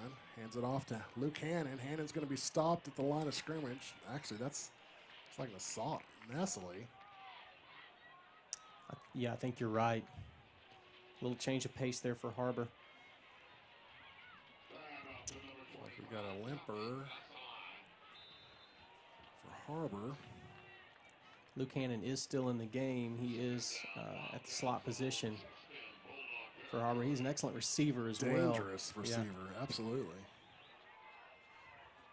So Nassily back at single setback. They're going to fake to him. Overthrown. That was an interesting play. They tried to slip the fullback behind the linebackers, and he was actually back there. I think we rushed it just a little bit, and that takes a lot of touch for a quarterback to drop it over the linebackers to where your fullback can catch it. Fullback's not really known for his hands sometimes. So, So Har-Ber lines up in a spread. Twin to the top, twin to the bottom of your screen. Chandler back at shotgun. It's 3rd down and 9 for the Wildcats with 6:48 to go in the second quarter. Chandler back. He's got a man. He overthrows Hannon downfield. So that's going to bring up 4th down for the Wildcats. Har-Ber looks like they're electing to bring out the punt team here. Trey Smith is going to be back at punt.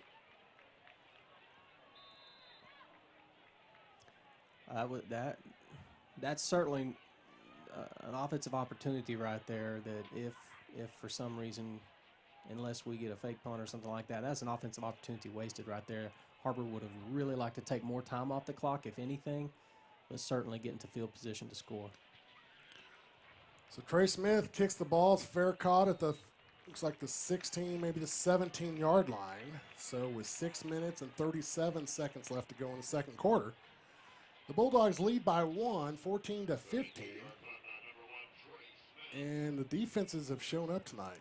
They have played well tonight, and each defense has given up big plays, but it seems like those big plays, they've either been called back by penalties or they've not gotten into the end zone, and we've been able to keep each other out of the end zone second quarter. So it looks like Fayetteville's going to stay on the ground here. It's going to be stalemated at the line of scrimmage, and that's Raypert on the carry. Yeah, Fayetteville going back to that inside run with Raypert trying to get something going again. They were able to do that on their last scoring drive. 2nd down and 8 for the Bulldogs. Trips to the top of your screen, singles to the split to the bottom. And he's dropping back for a pass. He's having trouble there. It looks like he's going to be dropped. He's still scrambling. He's down at the goal line now. He's going to heave it downfield, and it is completed at the 50-yard line. And they're going to tack on a late hit on the quarterback, and I'm not so sure I agree with that, but they are going to tack it on. Taylor Powell was dancing around, running around, and he at some point he becomes a running back with him scrambling so much, and those defenders going at him, they're hard to slow down even after he's thrown the football. So Fayetteville will have the ball 1st and 10 from the 50-yard line. There's 5:55 on the clock. Looks like that was a decline penalty. It was declined. Trips to the bottom of the screen.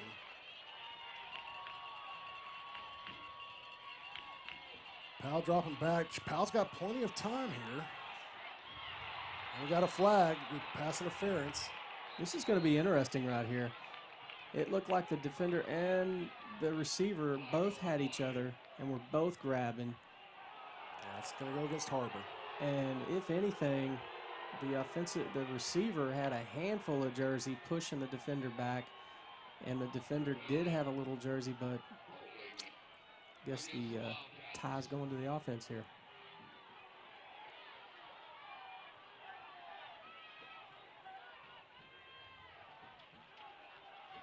Contact on both sides. Goes against Har-Ber right here. Again, penalties, Donald. We talked about it. We've got to overcome these penalties, and this is another prime example of that. We have got to overcome this right here. 5:46 is left to go in the second quarter. 1st and 10 from the 40-yard line. Hands it off to Raper up the middle, and he's going to be tackled for a gain of 4 yards there.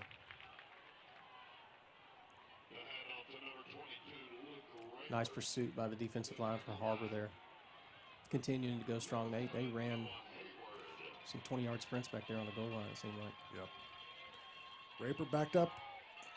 He's got enough for a first down. He's going to be tackled for 5 on top of that. So it's going to be 1st and 10 from about the 26-yard line with 5:19 left to go in the second quarter. It's the same area of the field that Darryl Patton ran Raper in the last scoring drive. He's doing it again. Throws out to the flat at the top of your screen, and he's going to be shoved out of bounds just short of the first down. He's going to be about, looks like 2 yards short. Right now you need a big play from Har-Ber's defense. Turnover would be great. So 5:11 left to go in the second quarter. 2nd down and 2 for the Bulldogs.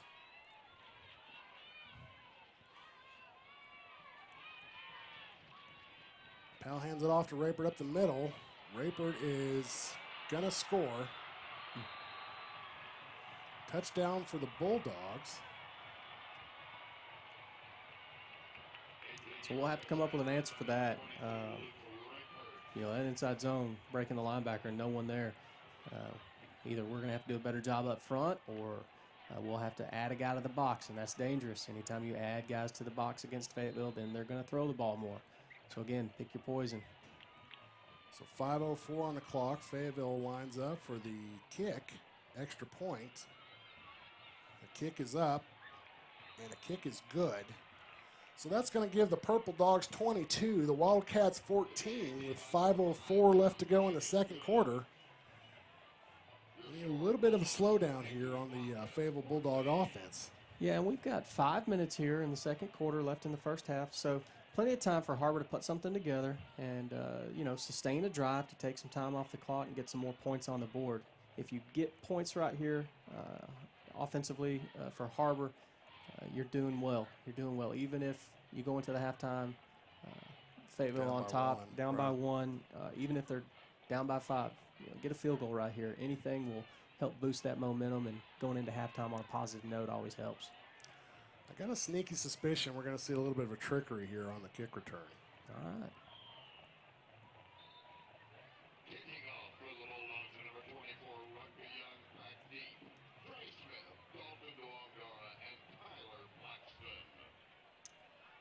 Certainly got some playmakers back there to do it. So Fayetteville lining up for the kick. Referee lets them know it's time to go.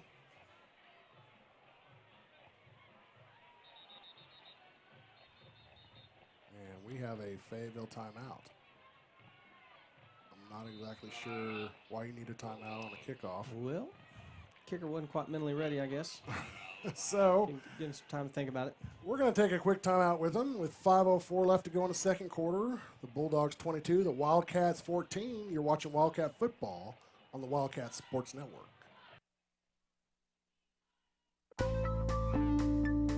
Welcome home to Lindsay Living. Affordable rates, available on-site management, attitudes of service, and amenities unmatched make residents love where they live and play. From value-packed basic apartments to resort-style living on golf courses, we manage options to fit your needs and wants. Apply online at lindsaymanagement.com for locations throughout Arkansas and in surrounding states.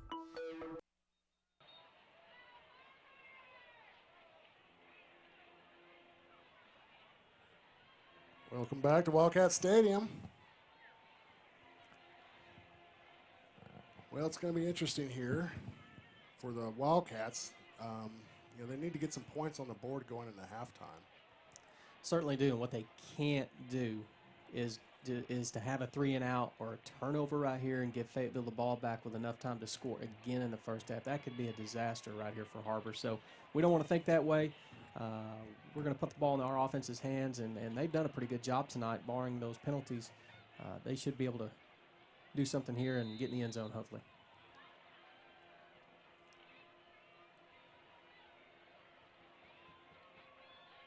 So the kick is off. The kick is deep. It's going to go into the end zone for a touchback. So Har-Ber will get the ball 1st and 10 from the 20 with 5:04 left to go in the first half. And it's going to be interesting to see what Coach Wood is drawing up for the Wildcat offense. Yeah, and offensively, you just kind of have to go out there with a mindset of, hey, we're just going to do what we do offensively. We can't really adjust and do anything too differently right here because what we've been running has been working. We just cannot shoot ourselves in the foot, and we have to execute. So Hannon, 12 rushes for 84 yards so far tonight, and Fuller Chandler, 113 yards passing. Pretty even pass and throw. It looks like we're going to have to continue on with that. Luke Hannon up the middle. He's going to get, looks like about 2 yards, maybe 3.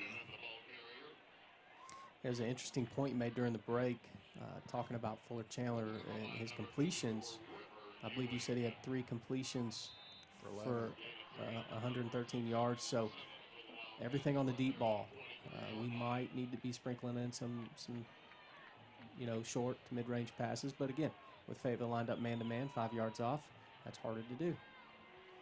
So Chandler back, sees a man deep, throws a man. He's got Trey Smith down deep, and it is going to be intercepted.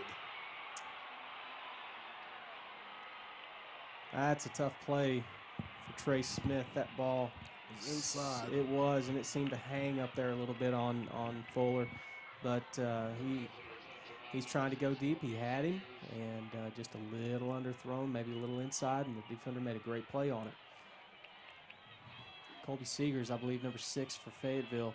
He's a good corner out there. So 4:24 left to go in the second quarter here. Fayetteville Bulldogs will have the ball 1st and 10 from the 34-yard line. Exactly what we did not want to happen has just happened. So need a big stop here from the Wildcat defense. Great penetration.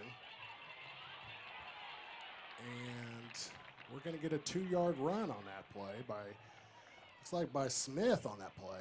Yep, Devontae Smith. Really nowhere to go right there. Good job by Nasalai. And Jacob Robertson coming in behind him. 2nd down and 8 for the Bulldogs. Trips to the top of your screen. Across the middle, soft spot. Yeah, that's that soft spot we talked about, just behind the linebackers in front of the safeties. Fayetteville's exploiting it. So that's going to be 1st down and 10. Ball's going to be on the 40-yard line. 3 minutes, 55 seconds left to go in the second quarter.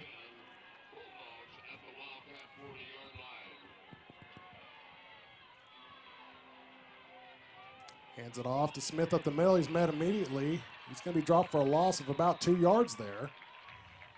Good job by Ramirez. Good penetration. He was able to hang on. Ramirez and Hall there on the tackle.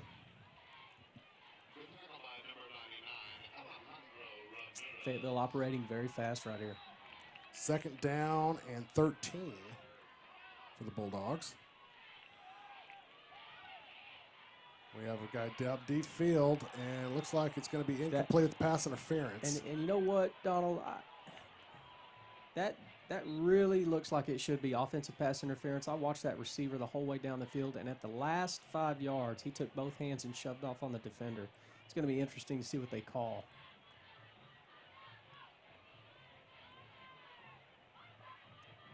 I know the defender was trailing the receiver, but a 2-hand push-off They are pointing against the Fayetteville.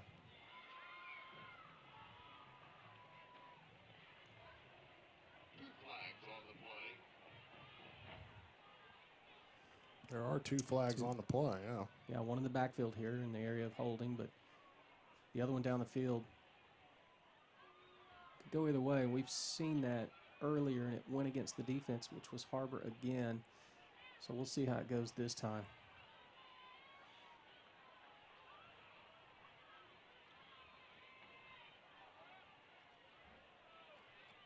See Fayetteville backing up.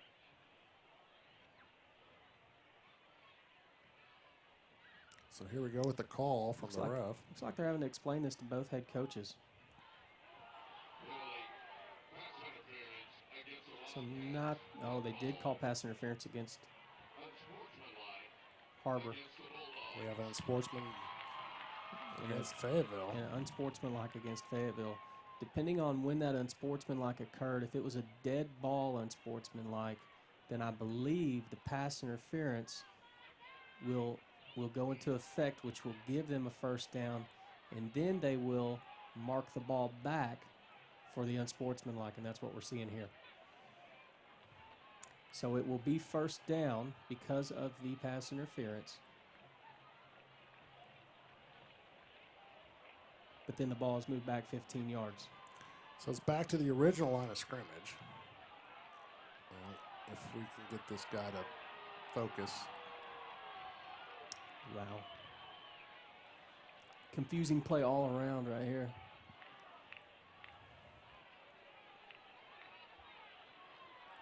So the ball is going to be 1st and 10 for the Bulldogs. They are going to have the ball on the 43-yard line. Didn't see the unsportsmanlike, but that is a tough call on the pass interference. Trips to the top of your screen. Single set back. Single split to the right. And incomplete across the middle. Austin Henderson there ready to hit. He was ready to hit, and if he had his head up and maybe focused on the ball, he might have picked that thing off, but that's okay. You can't fault him for being physical and being aggressive. 2nd down and 10, 3 minutes and 17 seconds to go in the second quarter. Bulldogs ahead 22-14 over the Wildcats. Har-Ber stacking the box here. It's like Raper across the right-hand side, and we got a flag on the play. Yeah, they're going to get the right tackle for a hold right there on Har-Ber's defensive end. So the right tackle doing a fantastic job of wrapping up, but unfortunately, that is illegal in high school football. Yeah, and it wasn't a very good hold either, Donald. Didn't slow him down very much. He didn't wrap up and didn't follow through, so... didn't get his money's worth. He did not. So we're going to stop the clock with 2 minutes and 52 seconds as these guys iron out the penalty. Holding on the Bulldogs. And that is going to bring him back all the way back to the 46-yard line. So moving in the right direction here for Har-Ber. Keep them going backwards. 2nd down and 20 for the Purple Dogs with 2:52 on the clock. Trips to the top of your screen. Single split to the bottom. Single setback. Pallet shotgun.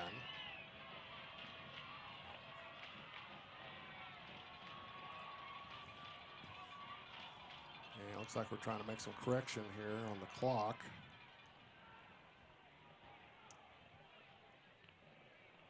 Yeah, I'm not sure what the official is asking for. Looks like time on the clock. Right.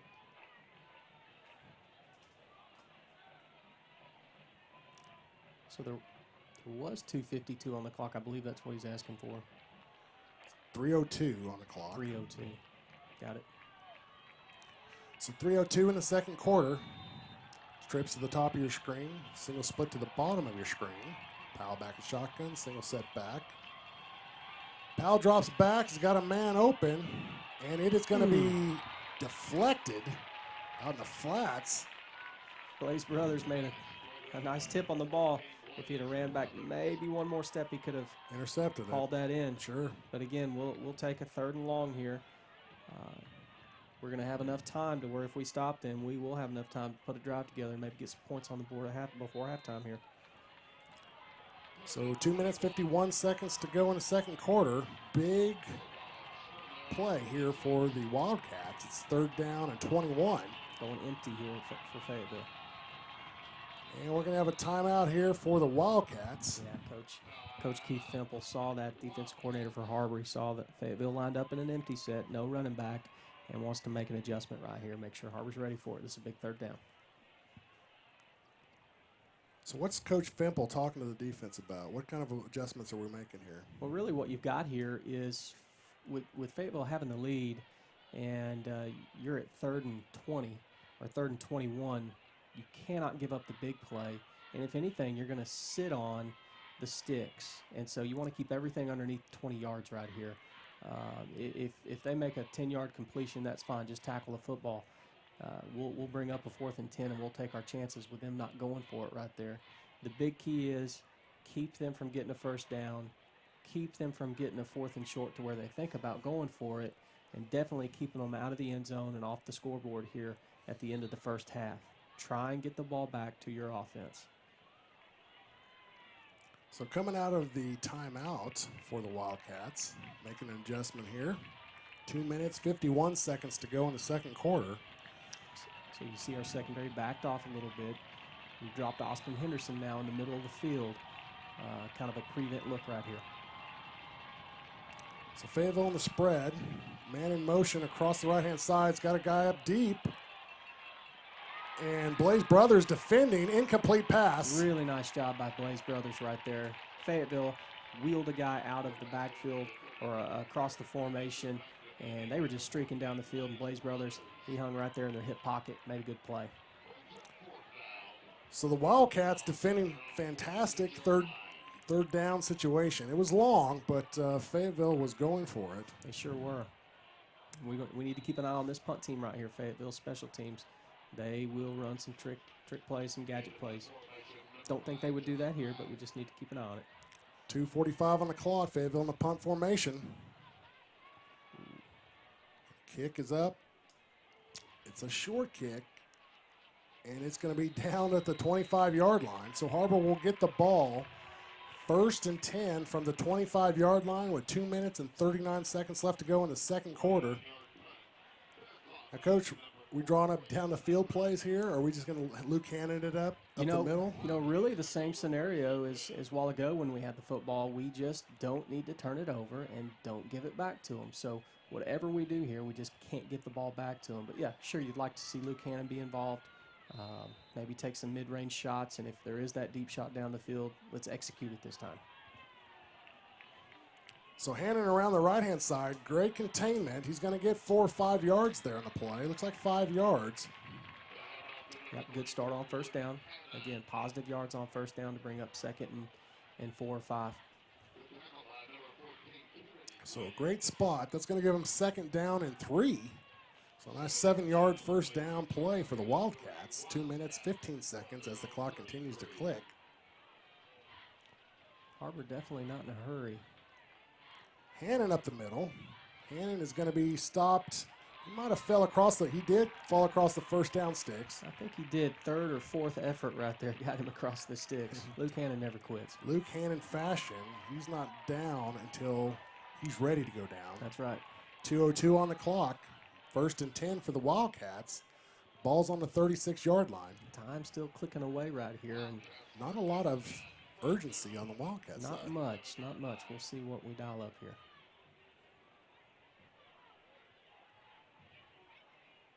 So Hannon is going to be dropped for about a 2-yard loss on the draw play. Yeah, Fayetteville really challenging Har-Ber's offense right here. You take a look before that play, and every defender, all 11 defensive players were within 6 yards of the football right there.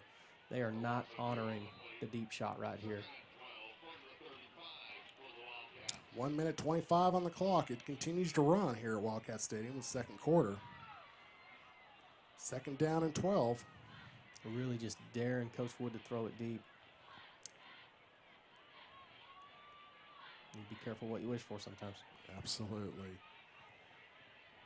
So Hannon up the middle. He's going to get 5, 6. He's down close to the first down marker. He's going to be a yard short. Time is still clicking away. We're under a minute now, 57 seconds, 56. Third down and 1 for the Wildcats. Trey Smith at the bottom of your screen.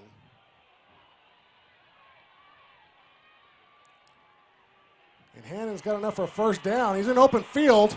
He's across the 30. He's across the 25 and down at the 22 with 34 seconds left to go on the clock. He stayed in bounds. Clock will stop while they get the chain set up, and Har-Ber does have a timeout left. But definitely something to work with here inside the 25 for Har-Ber.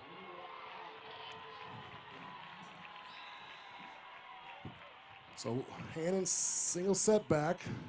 Chandler's looking for a guy deep, and that is going to be incomplete. Luke Hannon, golly, great job picking up the defender again on the blitz, giving Fuller Chandler time to throw. That's going to stop the clock with 27 seconds left to go in the half. As you can see on the bottom right of your screen, the Bulldogs leading 22-14 over the Wildcats. Spread formation, Chandler back as shotgun, looks to the sideline for confirmation, 27 on the clock.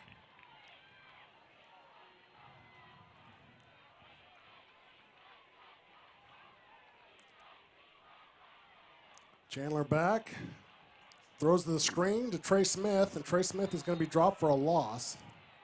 And he's brought down in bounds, so the clock continues to run under 20 seconds here. We're going to spike the ball. Boy, can't take a loss on that second down. That's going to make for a long field goal. 7 seconds. Chandler under pressure. He's going to throw into the end zone. It's going to be caught for a touchdown. He literally pulls it out of the Fayetteville's hands. Luke Hannon just pulled that ball out of the defender's hands. That's an unbelievable play. As the clock goes out. That's called wanting it more than anybody else on the field. Luke Hannon wants that football, wants that touchdown more than anybody else on the field. That is probably one of the greatest plays I've seen out of the 2015 season here. No time on the clock. Throws it up into triple coverage. Luke Hannon just goes up and says, I'll take it. Thank you very much. Absolutely took it away from him. And we're going to have a bad snap here. Well. Nope, that's a dead ball. Or it's down. Looks like his knee was down when he picked that ball up. Anyway, regardless of that point, Har-Ber goes in on a high with converting right there on third down. Luke Hannon making an unbelievable catch, taking it away from the Fayetteville defender and getting these Wildcats within 2 points going into halftime. So at the end of the first half, the Har-Ber Wildcats 20, the Fayetteville Bulldogs 22. We're going to kick it to the sideline, to the midfield here for your halftime enjoyment. We'll be back after a quick commercial break. You're watching Wildcat football on the Wildcat Sports Network. Before we go, the Wildcat Sports Network, Hearing Unlimited and Tire Tracks for sponsoring this broadcast.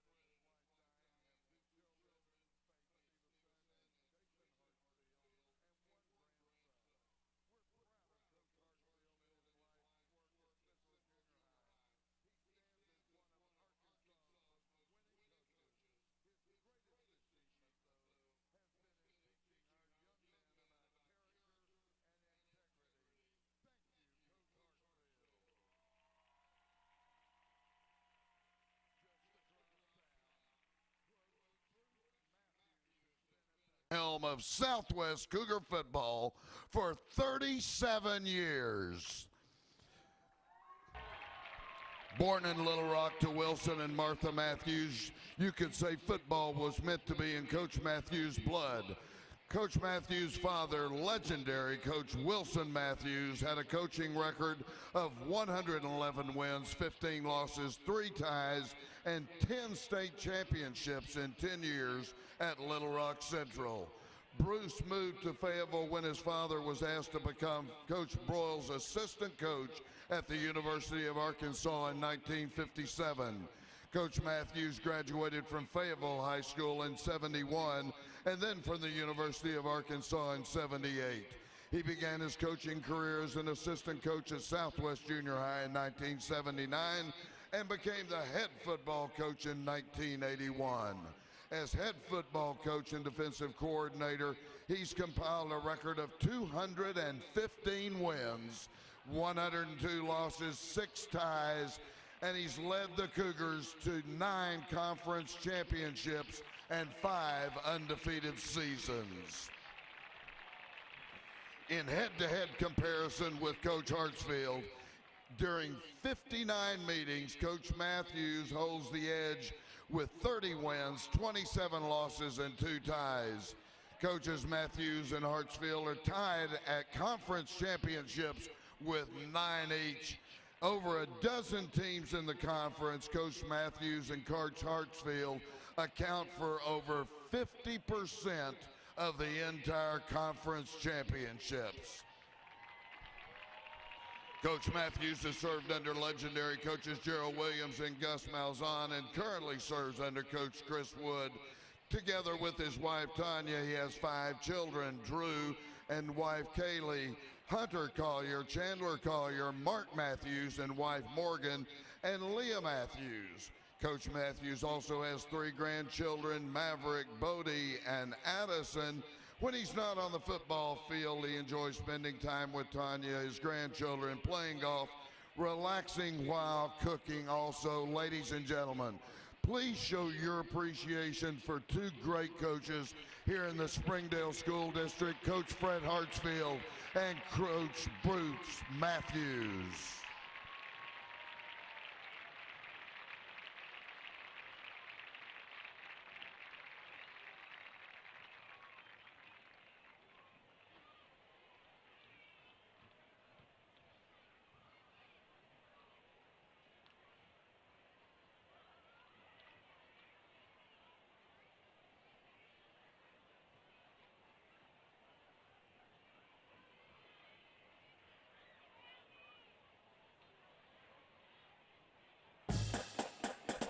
Ladies and gentlemen, for your halftime entertainment, please welcome to the field the Har-Ber High School Silver Stars.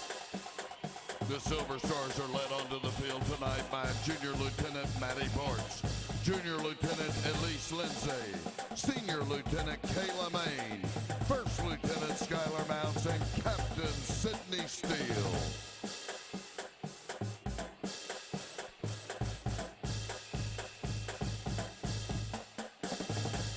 In recognition of Breast Cancer Awareness Month, the Silver Stars will be performing a palm routine to Olé.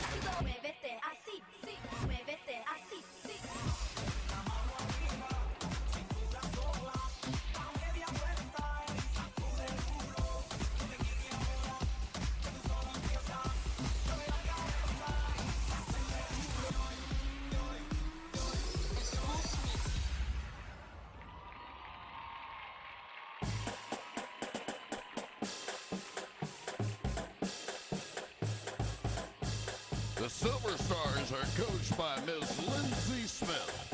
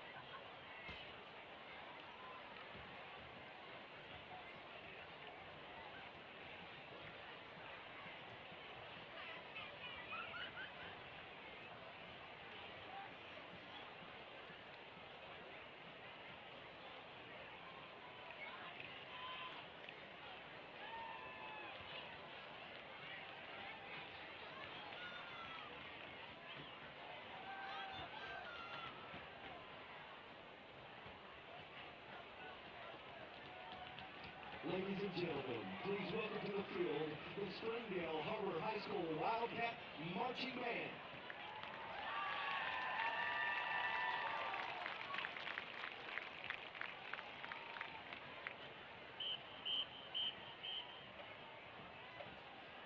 The band is under the direction of Jeremy Phillips, C.J. Morris, Chris Church, Omar Alonzo, and April Shelby, and is led on the field by drum makers Madison McGinn, Emily Potts, and Taylor Johnson. Our color guard is coordinated by Danny Darrow. We are pleased to present for the first time this season our full competition production entitled The Planets, a composition inspired by Roman mythology by renowned composer Gustav Holst. Tonight we will perform Mars, the bringer of war, Venus, the goddess of beauty, and Jupiter, the king of the gods. Drum majors, is your band ready?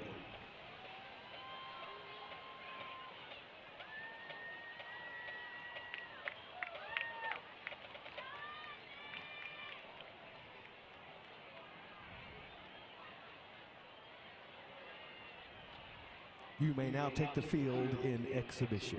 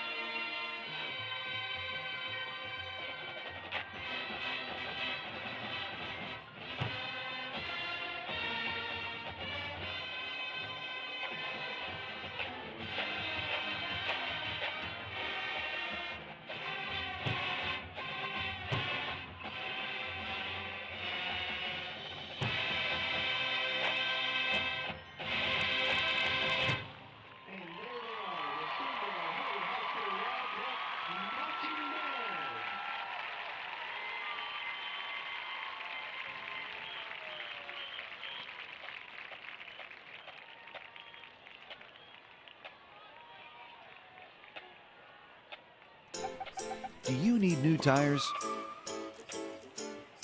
Do you want a price match guarantee? Do you want to wait in a newly renovated waiting room? Do you want tire services at any time with no appointment? Then Tire Tracks is the place for you.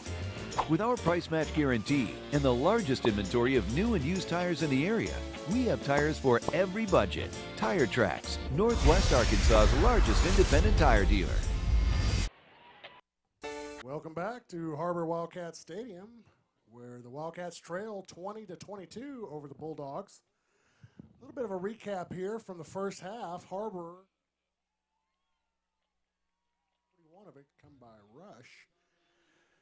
Chandler, 5 for 15, 138 yards, 2 touchdowns, 2 interceptions. Luke Hannon, 18 rushes, 139 yards for rushing, 1 touchdown, and 138 yards receiving, 1 touchdown. Pretty balanced attack. Fayetteville's got 135 yards rushing and 130 yards receiving, so for 265 total yards offense versus 279 total yards for Har-Ber. So it's pretty close as far as the statistics go. It is pretty close, and it's pretty close on the scoreboard as well. An exciting end to the first half for Har-Ber as Luke Hannon took the ball away from a Fayetteville defender in the end zone with no time left.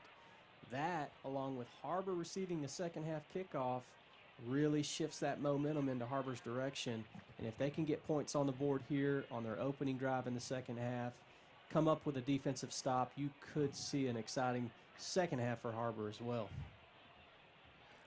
As the players come onto the field and warm up here, had a little bit of a presentation here during halftime for Coach Hartsfield and Coach Matthews.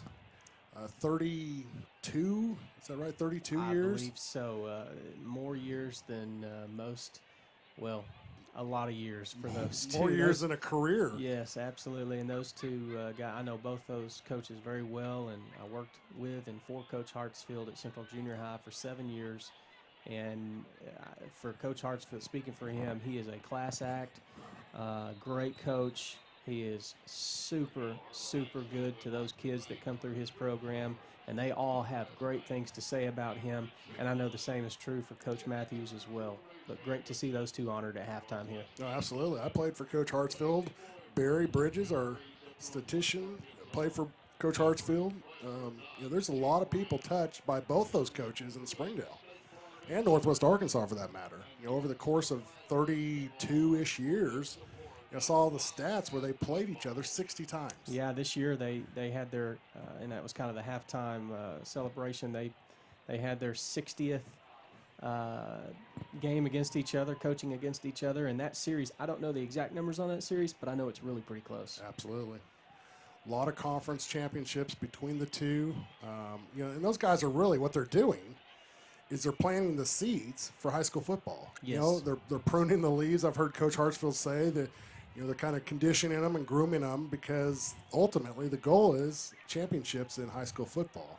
Yes, and if you go back and you take a look at the history of Springdale and Har-Ber and football just in the town of Springdale, those two men have coached and grown football players how Springdale knows football players to be, and they are just a huge part of developing those players and kind of developing the tradition of football in Springdale.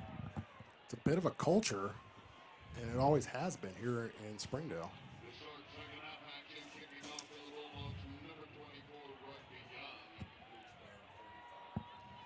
Okay, we're getting word from the sideline that Luke Hannon has switched jerseys for the second half. He is going to wear number 35 in this second half, so if you're watching at home, and you see number 35, we'll refer to him as Luke Hannon. That's not a mistake. He'll be wearing 35 today. So Fayetteville kicks. It's going to kick an onside kick. They're going to try to get the ball back, but it looks like it's going to be received and down by Har-Ber. Yeah, great job by the Har-Ber special teams right there. And we talked in the first half about how special teams in a close game like this where you have two good offenses, two good defenses, well, it could hinge on special teams play, and right there, Fayetteville comes out in the second half, tries an onside kick. Har-Ber's ready for it. Great job there. So Har-Ber will have the ball, 1st and 10. They're going to have about the 47-yard line. Start the second half. And Har-Ber lined up. We got twin split to the bottom of your screen. Trey Smith to the top. Luke Hannon, Trey Smith comes across. He's going to get the jet sweep around the right-hand side, and he's going to be stopped for about a 1-yard loss. Yeah, Coach Wood's going to watch that film, and he's going to point that out to Blackston right there. That Fayetteville defender was just a little too quick and was able to turn Trey Smith inside, which is not what you want on the speed sweep. So 2nd down and 11:40 on the clock. Har-Ber has the ball on the 47-yard line. Twin split to the bottom of your screen. Trey Smith back and handing up the middle. Hannon powers forward for about 5 yards. That's going to bring up 3rd down. 3rd down and probably 6, it looks like. Big 3rd down right here early in the second half, 3rd and 6. Not sure how close it needs to be for Coach Wood to think about going for it on 4th down here this early in the second half, but I would not be surprised if he takes that chance if they come up short here. So we got twin split to the bottom of your screen, Trey Smith to the top. Chandler dropped back for a pass across the middle, and it's to Blackston, but incomplete, and it was on a laser beam. It was on a laser beam. Not quite sure where that missed, but Blackston not able to come up with it, and Blackston he's got great hands, so we know that ball was probably out of reach, but good attempt right there to get the ball downfield over the middle. So 4th down and 6 for the Wildcats. Looks like the punting team is on the field. Trey Smith back to do the punting duties. 10 minutes, 49 seconds left to go in the 3rd quarter. Ball sets on the 48-yard line. It's a muff snap. The kick is off. The kick is good, though. And it is going to be, nope, I believe that's going to be I think he was able to throw that ball out of the end zone. That is crazy. Down to the 1-yard line. How about that? Special teams again. Trey Smith with the punt. Looked like it was going to be in the end zone. The Har-Ber. I think they're talking about it right now. I really don't think he was in the end zone. I think what happened was that the defenders, the Har-Ber, beat them downfield. It's going to be a touchback. Ooh. That's a tough call because those officials, they were not in position. They were not down there on the goal line to see if he was in the end zone or not. So, tough call. Well, that's what happens when you beat the refs down there to cover the ball. But with 10 minutes, 41 seconds to go, Fayetteville will get the ball for the first time in the second half. 1st and 10 from the 20-yard line. Trips to the right, single setback, Powell back at shotgun, 1 split to the top of your screen. Going to hand it off, going to go around the right-hand side. He's got plenty of room. And he's going to be tackled at the 40-yard line for a 20-yard run. And Har-Ber coming out in that defensive alignment with basically a 3-1 box with your outside, with Nasalai, number 25, off the edge, trying to play contain. And unfortunately, he was beat right there, and Luke Raper made a good run. So hands it back off around the right-hand side. And he's very elusive. He's got enough for a 1st down. He's going to get a 15-yard run on that play. That's number 9, Terrence Rock. That's really the first time we've seen him in the game tonight, or at least carry the football. And a lot of hype coming out of Fayetteville for this young man, but we'll see how it goes in the second half here. Har-Ber needs a good defensive stop, or at least slow him down a little. So 10:23 on the clock. Twin split to the bottom of your screen.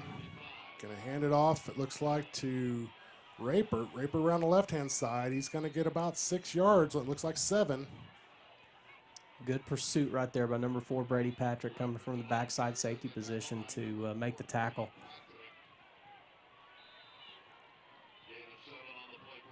Second down and 2. Rock again. He's going to be stopped short of the 1st down. He's going to maybe get a yard there. That's going to bring up 3rd down and 3 for the Bulldogs. 9:45 on the clock. This is a big 3rd down for the Wildcats. Nice job by Noah Hayward. It's going to bring up 3rd down.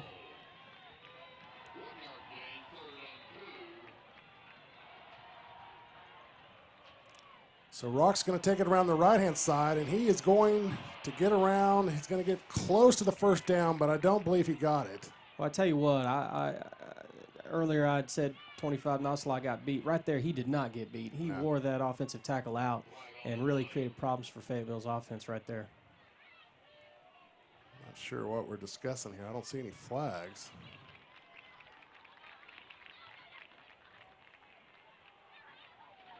I didn't see a flag on the field. I just saw him pick one up. Yeah, a penalty against the Bulldogs. Yeah. It's going to back him up for 15 yards.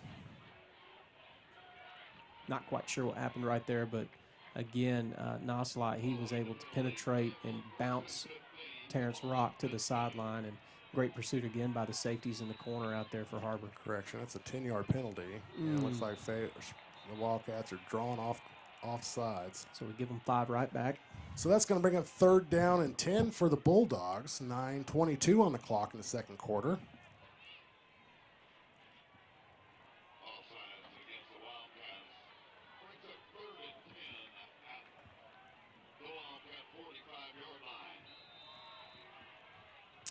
Trips to the bottom of your screen.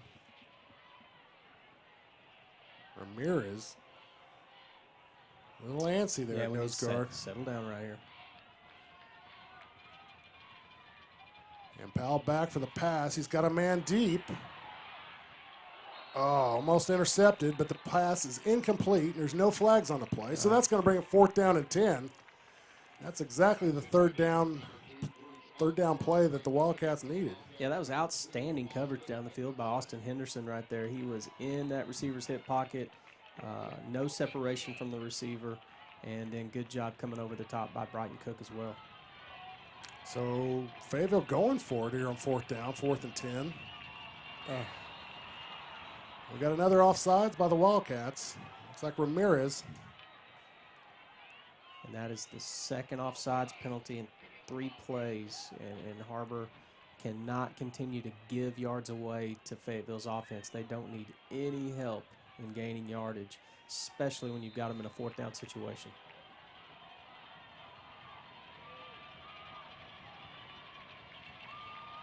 Fourth and 5 now for the Bulldogs. Looks like they're trying to draw them off sides right now, and we're shifting at the line of scrimmage. Incomplete pass, and that is going to be a turnover on downs. And Austin Henderson just unloaded on that Fayetteville receiver, made sure that he was not going to catch that ball. He is not welcome in the Har-Ber defensive backfield. No, he may not want to go back there. So 1st and 10 for the Wildcats. 8 minutes, 40 seconds left to go in this 3rd quarter. They're going to have the ball on the 40-yard line. And that's a good defensive stance there for the Wildcats. Yeah, absolutely. If you're Har-Ber right there, that's exactly what you needed. Come up with a defensive stand, give your offense the ball back, and see if they can have a sustained drive right here. So twin split to the bottom of your screen. Trey Smith to the top. Luke Hannon up the middle with the carry. He's got enough for a first down. He's on his horse. He's going to get tackled about the 41-yard line. So that's going to be 1st and 10. It's a 20-yard run for Luke. Different jersey, same Luke Hannon. Absolutely. Well, when you're wearing out your jersey, you're a stud. Yeah. Plain and simple. Yeah, it probably fell off of him at halftime. Probably disintegrated in all the heat he's generating. 1st and 10 for the Wildcats. Back to Hannon. Hannon on his horse. Hits the line of scrimmage and pushes forward for 2 more yards. Big surge there from the Bulldog defense. 8 minutes, 15 seconds to go in the 3rd quarter. Clock continues to run. Har-Ber's offense in a unique part of the field right here. When you're calling plays just inside your 40, you're not in field goal range. You're a little close to be taking a deep shot to the end zone, and you'd like to run the ball to kind of sustain this drive and take some time off the clock. So interesting 2nd down call, and I think we may have a timeout to think about that 2nd down call. While we're in our timeout, here at the Wildcat Sports Network, we'd like to thank Catering Unlimited and Tire Tracks for sponsoring this broadcast. 7 minutes, 52 seconds to go in the 3rd quarter. This is a tight ball game. I mean, statistically it's tight. Score, it's tight. I mean, you get the feeling that whoever scores last is going to win this ball game. Yeah, I think so. And really, there is, for both of these offenses, at any time, they don't need much time on the clock to score. So if you are the last one to score and you've left 10 seconds on the clock, the game is definitely not over if it's a one-possession game. Big series right here for Har-Ber's offense. Got stalemated in the first drive of the second half. Defensively came out and had a stop, which is huge for your defense. And now offensively, you'd like to see them move the ball, at least get into field goal range, put 3 points on the board, and go up by 1 right here. So coming out of timeout, it's 2nd down and 8 for the Wildcats. Chandler back at shotgun, Hannah behind him. Chandler back, throws across the field to Trey Smith, over shoulders. He's caught it. It's going to be down to the 1. Trey Smith is pushing, and he's going to be down at the 1-yard line. Beautiful play. That's a different pass play, a little something different that we see from Har-Ber this week. And, that's film prep. They saw something with Fayetteville's defense they liked. They had a mismatch with Trey Smith going across the field down the middle, something a little bit different from Har-Ber, and they were able to execute. Great catch by Trey Smith. Good throw. So Hannon single setback. He's going to hand it off to Hannon. Hannon is going to be pushing. He's going to might get to the 1 foot line.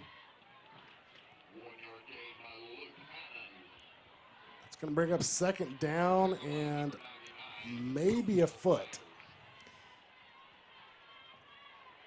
Big series right here for Har-Ber. We need to get in the end zone, and I'm not so sure that you don't just get to look Hannon 3 straight times, see if you can get in. Absolutely. 7:03 on the clock, 3rd quarter. And he's in. Yep. Touchdown, Wildcats. 6:57 to go in the 3rd quarter. Luke Hannon throwing another 6 points on the board. Yep, great job by Har-Ber's offense and execution. And they're going for 2. Going for 2. Fayetteville's defense kind of wandering around a little bit, looking a little. I don't think Fayetteville's quite used to losing in the 3rd quarter of a football game. They're absolutely not used to that, and it'll be interesting to see if they can play a full, sustained 4 quarters. I know that Coach Pat likes to leave his starters in the entire game, but I don't know how hard they've had to play in the 4th quarter. Chandler timing passing and it's incomplete. So that's going to lock it down at 26. Wildcats 26, the Fayetteville Bulldogs 22. 6 minutes, 57 seconds to go in the 3rd quarter. And that is quite a series there for the Wildcats. Coach Wood expressing his, we don't want to say pleasure with the calls or the non-calls, but definitely felt like there was a hold in the back of the end zone right there on the receiver. Nevertheless, points on the board for Har-Ber. They come out here in the 3rd quarter and take the lead with just under 7 minutes to play, and that's exactly what you wanted to see if you were at halftime talking about the 2nd half. Defense coming up big, offense taking the ball down and scoring.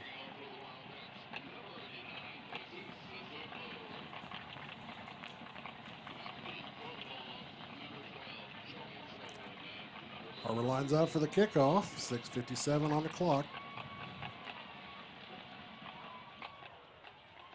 Kick is up, and it is going to go into the end zone for a touchback. So the Fayetteville Bulldogs will get the ball 1st and 10 from the 20 with 6:57 on the clock. Fayetteville trails by 4, 26-22. And I'm not sure that the Bulldogs have trailed this late or at all in any of the contests so far this year, have they? I don't believe they've trailed in the 2nd half. I'll have to go back and look. I do know that this is a season low probably for them in points at 22 in the 3rd quarter. And the pass is complete to the right-hand side. It's going to be enough for a 1st down.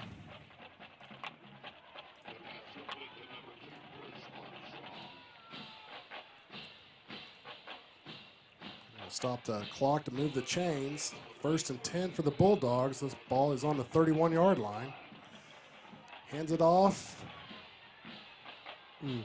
There's a hard hit there. Hands it off to Smith. Smith is going to get first down for the Bulldogs. Yeah, Javante Smith kind of delivering the blow right there, but Brady Patrick not backing down and has an open field tackle, but we need it not to be coming from our safety right there. Tackles on the running back. So back to Smith again, up the middle, and he's going to be tackled midfield. He's going to get 7 yards on the play. Looks like Jacob Robertson was in on that tackle, and we'd like to see him continue to be active in the middle there for Har-Ber. He goes hard all game long, and he's really the foundation there, that Har-Ber defense. 2nd down and 3 for the Bulldogs. Stack to the top, stack on the bottom. Hands it off again to Smith, who's dancing around for a first down. It's going to be close. It's like Daryl Patton this game. Once he gets to the middle of the field, he's like just wants to run the ball and see if he can get to within striking distance. We've seen that on 2 or 3 drives tonight where he gets it in the middle of the field, and he's okay to just hand the ball off 3 or 4 times in a row and see what he can get. And they've been pretty successful in the middle of the field. Looks like there's a question on the spot. Right. We're going to bring the chains out and see if we have enough for a first down. 5 minutes, 46 seconds left to go in the 3rd quarter. And we're going to have a timeout here for a measurement.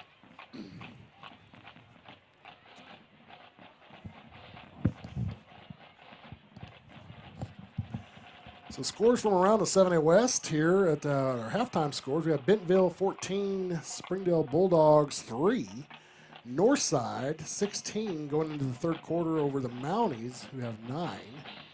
Southside 20, Rogers Heritage 0 at halftime. And here at Har-Ber Wildcat Stadium, Wildcats 26, Fayetteville Bulldogs 22. It's an interesting score in Bentonville. Springdale Bulldogs. Not going quietly. Not going quietly. No, not at all. 1st and 10, so the Bulldogs did get the first down. Ball's on the 49-yard line. 5:35 on the clock. Continues to run. And we got a wide open receiver down at the bottom of the screen. He's going to go out of bounds. Enough for about 7 yards, 6 yards. Yeah, defensively, that's such a hard pass to defend. You want to give the backside receiver cushion. Taylor Powell's on the other hat or in the middle of the field, and he makes a long throw seem pretty short. He's got a good arm. So hands it off to Smith, who's very elusive. He's got enough for a first down. They're going to tackle him about the 31-yard line. 5:19 on the clock. It's 1st and 10. Yeah, you talk about elusiveness. We had 2 guys right there on him, and he just kind of sidestepped both of them and took off. Just disappeared. Pass in a flat, spin move, and he's going to be down. He's got enough for a first down again. Fayetteville's offense is very fast. Brady Patrick getting up a little bit slow. That would not be good for the Wildcats. It's Blaze brothers, isn't it? No, I think it is Patrick. Yeah, it looks like cramps. He's trying to stretch his calf out, but he's been an important piece to the puzzle tonight defensively for Har-Ber, being inserted in that safety position. We've seen him in on several tackles and breaking up some passes, and he's a big piece to what they're trying to do defensively tonight. So Fayetteville's momentum, or tempo, excuse me, is really picked up here in this series of downs. 5:10 on the clock in the 3rd quarter, and they've been whipping away first downs. Yeah, they have, and they've been willing and patient enough to do it in the run game. So a little bit of respect there from Daryl Patton to Har-Ber's offense. Now, we kind of see the shoe on the other foot. Fayetteville's offense trying to sustain a drive and take time off the clock to not give it back to Har-Ber's offense, because Har-Ber has been able to score pretty quickly at times tonight. So they come back to the line of scrimmage, 1st and 10 on the 18-yard line.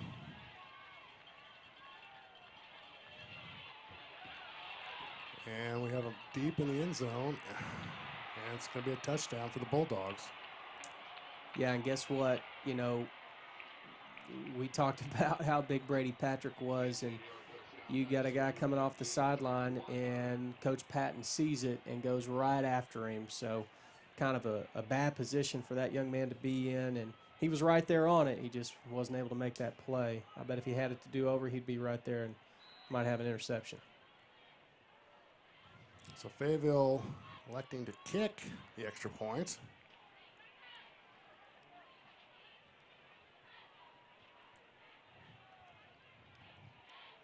Lines up, snaps good, the kick is up. And the kick is good. So with 4 minutes, 46 seconds left to go in the third quarter, Har-Ber Wildcats 26, the Fayetteville Bulldogs 29. Donald, you almost get the sense that, this game is going to go down to the wire. Both coaches know that. And a little bit offensive play calling, trying to preserve their defense as much as possible, give them as much rest on that sideline as they can, because they know, just like you said, whoever has the ball last might be the winner unless that defense is ready to go in that last drive of the game. So both coaches, interesting choice of play calls in the second half, both successful. Both had scoring drives, and they were both able to get their defense some rest, much needed rest.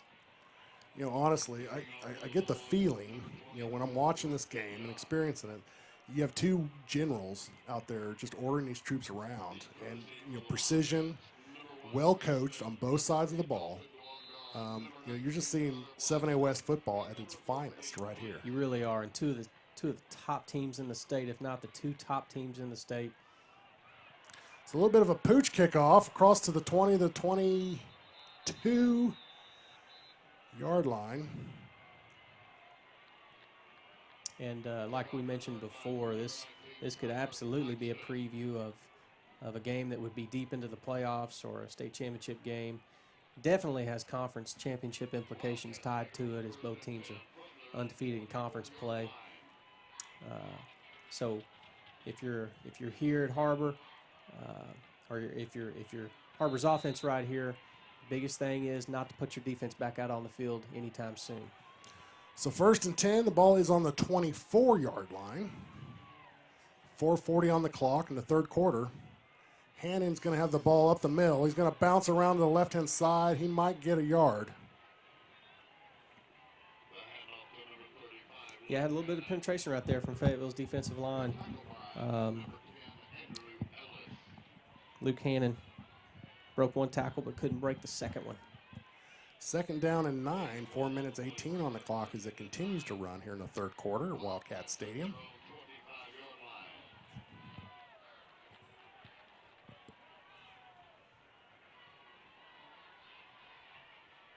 Chandler dropping back, looking downfield, and he's going to heave it downfield.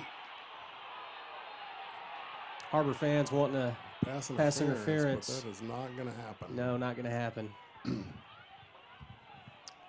Pretty well covered by Fayetteville. Was some contact, but both players going for the football. And the pass was overthrown, but Blackston had to slow down and almost stop for that. Yeah, he did. It's almost as if we're possibly waiting a little bit too long to throw it. Looks like Blackston had a step on him. May have ran out of Fuller Chandler's arm if that's possible. Right. Gandar across the middle, Hannon up the middle, and he's dredging forward. He's going to get about 6 yards on that play. Yeah, great effort by Hannon, just 3rd and 9. It's tough. Brings up a 4th and looks like 3. Har-Ber keeping their offense on the field right here. Not sure if they're going to try to draw them off sides, but the ball is on the 30-yard line, so. Yeah, looks like a hard count. Har-Ber is signaling in an offensive play here, though. So Wood is going for it on 4th and 3. Yep. Hannon scrambling. He's rolling around here. He's all over the field. Gets a domino block. And he throws it to Duandar, who's got enough for a first down. Beautiful, unbelievable scramble by Chandler. That play was Fuller Chandler. scrambling around, not wanting to give up. And then his offensive line, I'm not sure the number on the lineman that picked up what you call the domino block right there. He picked up 2 guys with 1 block. And then how about Duong Dara coming back and making a play and getting himself open? Great job. Chandler running 407 yards on that play, but just enough to get outside the clinches. Hannon over the left-hand side, plenty of room. He's going to have enough for a first down. He's keeping, now he's on his horse, down to the 23-yard line. Luke Hannon is punishing that Fayetteville defense right now. He's a 33-yard run up the middle for a first down. 2 minutes 57 on the clock in the third quarter. They're going to have the ball 1st and 10 from the 23-yard line. And just like you said, Coach, it's, we're just going to take shots at the end zone here, and whoever scores last is going to win it. Hannon again up the middle. He's going to be close to the first down. He's going to be about a yard short. 9-yard run on that play. I will say this on Luke Hannon's bigger runs, his plus 15-yard runs, he has not been touched at the line, and you got to credit the offensive line right there for giving him gaps to shoot through. They are doing a good job up front tonight. These guys are exhausted. This has been a very physical ball game, so that's that's a nod to the conditioning of these guys. Looks like we got a penalty on it, and we're gonna have a legal procedure on the Wildcats.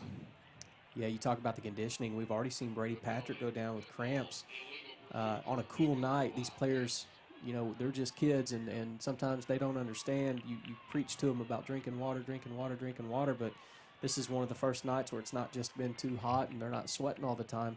But what they don't understand is their body is still getting rid of that moisture, and they need to drink water. So cramping could be an issue in the fourth quarter. We'll have to see. 2:14. It continues to drop here in the third quarter, Wildcat Stadium.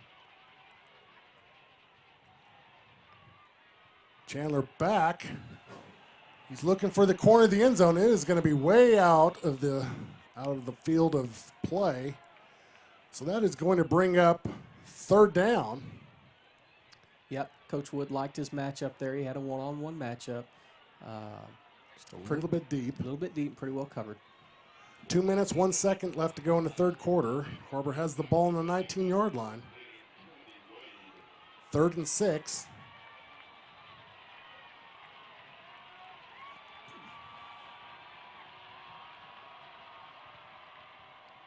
Handing up the middle. He's got enough for a first down. He might get a touchdown here. Har-Ber Wildcat touchdown. Luke Hannon.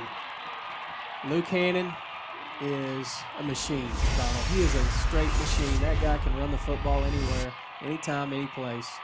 He's one of the toughest running backs I've seen. You on defense, you're almost throwing lookout tackles. You don't want to be the guy that has to bring Luke Hannon down because it's going to hurt. Once he brings it to the secondary, and you're a secondary, you're a safety, you're a corner, that's the last thing you want to see. That's stuff that nightmares are made of. Luke Hannon coming at you as a safety or a corner. So the kick is up, and the kick is good. So with 1 minute 52 left to go in the third quarter, Har-Ber Wildcats 32, Fayetteville Bulldogs 29. We got a fist fight on our hand. We sure do. You go back on that drive, and how about the call on 4th down? Got a penalty on the play. So Luke Hannon, 230 yards rushing so far in this game. Very impressive stats.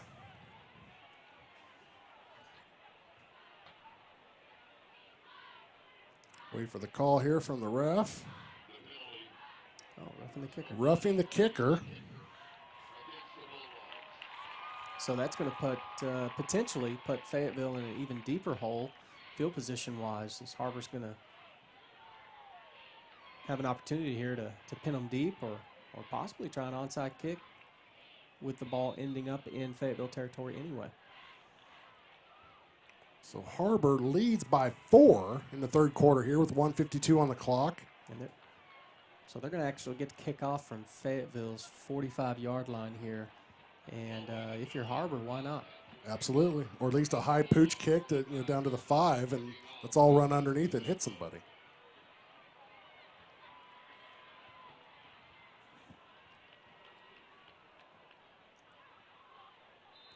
Fayetteville's guarding for the onside.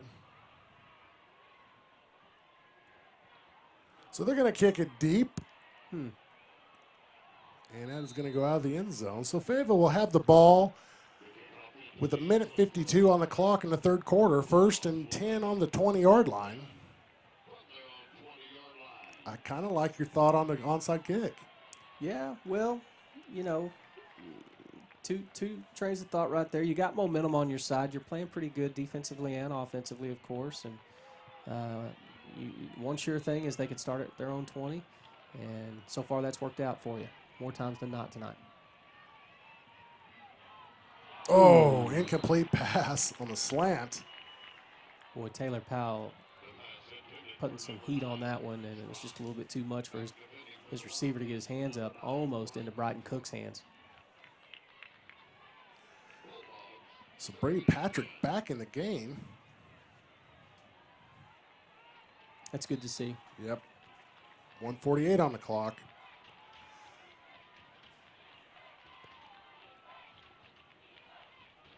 It's like Smith up the middle. Is that Rupert?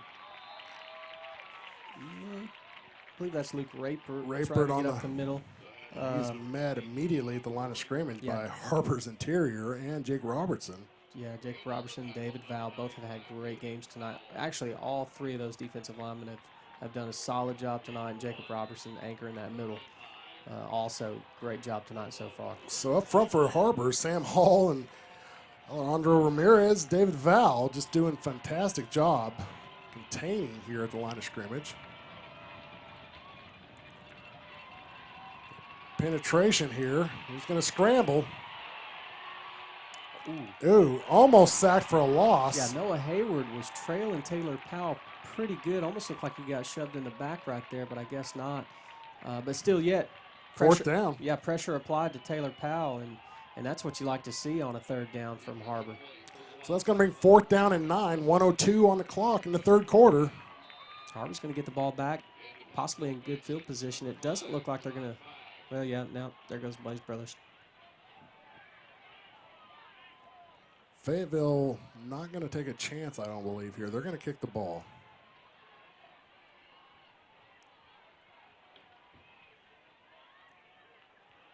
That's a high kick, and it's going to be caught the 47-yard line. So with 56 seconds left to go here in the third quarter, the Wildcats will have the ball on the 47-yard line, 1st and 10. Yeah, great field position for Har-Ber's offense, and you know, I wouldn't be shocked right here if Coach Wood took a 1st down shot to the end zone. Absolutely. I've seen him do it many times. So you've still got the ball middle of the field on 2nd down if it's not complete, but you loosen up that Fayetteville defense with a shot right here. I don't know. It's hard to go against Luke Cannon right now. Yeah, it really is.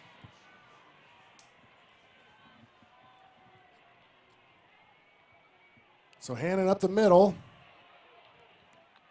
And he is going to get 2 yards on the play. 45 on the clock. It continues to run. You've seen success from Hannon tonight off of the speed sweep look. Anytime Trey Smith comes in motion with a sweep look, Luke Hannon has had a little bit more room to run. That time, a little bit better job by the Fayetteville defense in containing him. So again, Trey Smith, Hannon back up the middle. He's going to have enough for a 1st down and 2 more on top of that. So that's going to be 1st and 10 from the 40-yard line with 17 seconds to go in the third quarter. That's a typical Luke Hannon. Absolutely. Luke Hannon not going to go down on first contact. He just continues to churn and get yardage until he hits that ground. We're going to let this thing run into the fourth quarter here, Wildcat Stadium. 33 points for the Wildcats to the Bulldogs 22. And momentum Har-Ber right now. Yep, this is going to be a good fourth quarter. Tight ball game, physical ball game, and both teams are putting it on the line here, and it's going to be exciting. You know, it boils down to who wants it more. Absolutely. I mean, it's anybody's ball game right now. I like what I've seen from Har-Ber's defense in the second half. They've kind of gotten after Taylor Powell a little bit, put a little pressure on him. I don't think he's used to that. He hasn't responded real well to that yet. His receivers they looked a little out of sync, to be honest with you, in the second half. They've not connected on too many plays at all. They've actually had more success running the football against Har-Ber than throwing the football, and we've limited their big plays here in the second half. So to me, that's kind of a key, is making sure we limit those big play opportunities for Fayetteville when they have the ball, and at the same time continue to take advantage of the opportunities that we get in making plays downfield with a steady dose of Luke Hannon in between. So we're going to start the fourth quarter here. The Har-Ber Wildcats will have the ball on the 40-yard line, 1st and 10. 33-29 over the Fayetteville Bulldogs. And Har-Ber riding a little bit of momentum into this series.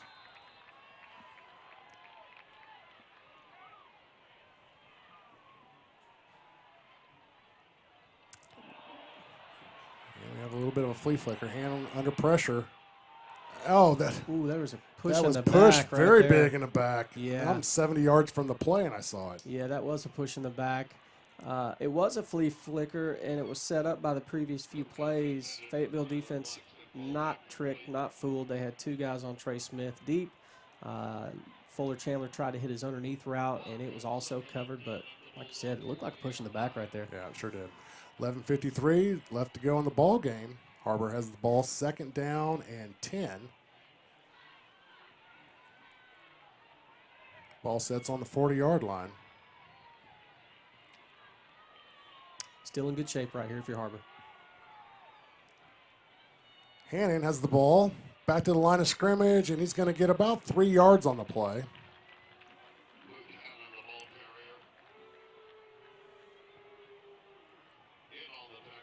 So that's going to bring up 3rd down and looks like 8 yards. Yeah, one of those tricky 3rd and 8s. That, to me, is one of the toughest play calls in football, is a 3rd and 8 to 12 yards.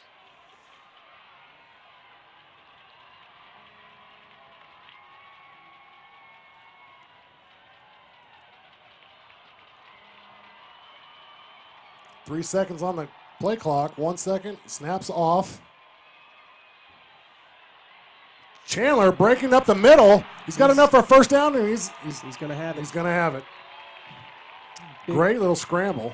Yeah, Fuller Chandler working up in the pocket right there. That pocket kind of collapsed from the sides on him, and he worked up, which is, when we say worked up in the pocket, he's going straight up field, and he knew what to do with it once he took it and started running. Got across the sticks, slid down for safety. Great play, 10 minutes, 55 on the clock. In the fourth quarter here, the Bulldogs are trailing the Wildcats by 4. 1st and 10, the ball's on the 28-yard line. Fresh set of downs right here for Har-Ber.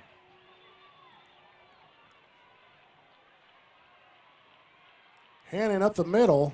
He's going to bounce outside. He's got some run, and he's down about the 7-yard line. Great 1st down by Luke Hannon. Yeah, we'll take that. 7 yards. In typical Luke Hannon Studley fashion, he's gonna click off enough for a 1st down here. 10:32 on the clock. Yep, Har-Ber not slowing down with the run game at all. We saw in the first half a few big pass plays, and really since then we've kind of settled into this speed sweep, counter and power play with Luke Hannon. And so far, it's working. So Chandler fakes the pass, hands it off to Luke Hannon. Hannon, as usual, dredging forward for about 5 yards. That is going to bring up 2nd down and 3. I love talking about Har-Ber football. In the past, we've seen running backs like Luke Hannon. It kind of reminds me of a Gordon Welch. Back in 2009, 2010, Gordon Welch was our starting running back. Really looks a lot like Luke Hannon, and just so tough and so physical, and just would never give up. Just relentless runner.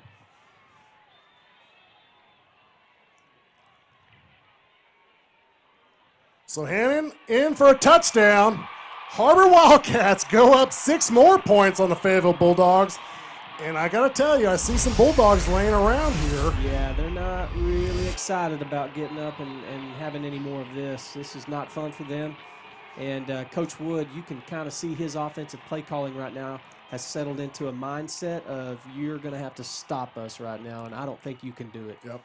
In typical Coach Wood fashion, we're going to line it up, and we're going to dare you to stop us right at you. That's right. So 9 minutes, 46 seconds left to go in the ball game. Har-Ber Wildcats 39, Fayetteville Bulldogs 29, and this is unfamiliar territory for the Fayetteville Bulldogs. Yeah, they're not used to getting out of this situation, being down 10 in the fourth quarter, being down at all in the fourth quarter. So it will be interesting to see what they've got left in the tank. You know, as far as offensively, doesn't really concern me or doesn't concern you as much as their defense. Right now, they can't stop Har-Ber at all. No. Got a man down on the field. I think we're going to take that opportunity to take a quick commercial break. You're watching Wildcat football on the Wildcat Sports Network.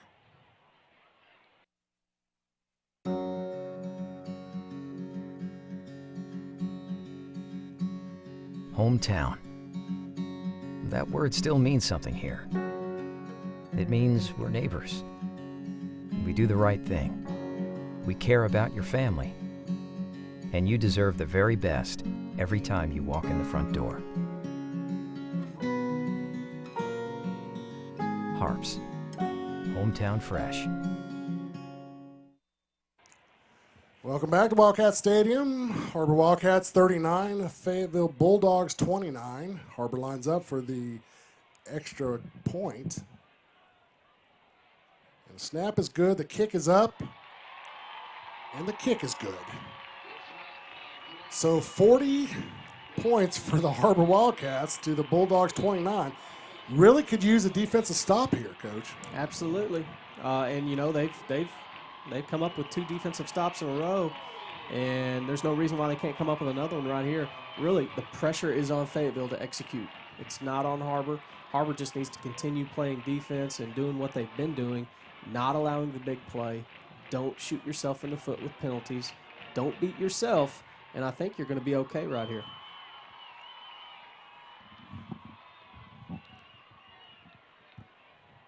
Now, I'm obviously not an expert at this, but you really got to feel, you feel a sense of urgency on Fayetteville's side. Like, unfamiliar territory. They're down by 11 points. Yeah, we'll see how their kids respond. It's a tough situation when the heat is on and you've not been there before this season. So we'll see if they can respond and come back. But more than anything, Har-Ber's defense is conditioned to play this type of game. And that is a great return by Fayetteville. They're going to get out to the 32-yard line. So with 9 minutes and 40 seconds left to go in the contest, Fayetteville Bulldogs will have the ball 1st and 10 from the 32. You know, you kind of touched on it earlier, the types of teams that Har-Ber has played compared to the teams that Fayetteville has played. Har-Ber's been in tough situations all season long. They've been in tight ball games, many games this season. They've played some tough opponents. Not quite sure if that's true about Fayetteville until tonight. So hands it off to Smith. Smith is he's breaking into the secondary. That's not exactly the defensive performance we need right now. They're going to get a first down. Nope. Looked like we had him balled up a little bit and kind of let him go. Got to settle in right here and make the tackle. 1st and 10 from the 46-yard line. 9:31 on the clock. Hands it back off. And he's still on his feet across the 25. And he's going to score. Yeah, there's the big play we've talked about. We cannot give up the big play, and that was it. 46-yard touchdown for Fayetteville Bulldogs with 9:17 on the clock. And just like that, they click off a touchdown. We talked about how quick these two teams can score. And just because Fayetteville has not done it in the last 2 or 3 drives, they certainly did it there and ripped off 2 big runs, the last one being the biggest touchdown. Javonte Smith on the touchdown. 9:17 on the clock. Looks like they're going for 2 here, and they're going to call a timeout. They are going to burn a timeout. That could be big down the road as well. That was not good play calling if they're going to call a timeout this close in the ball game. Right. So we're going to take the timeout with them with 9:17 left to go in the ball game. Har-Ber Wildcats 40, the Fayetteville Bulldogs 35. You're watching Wildcat football on the Wildcat Sports Network.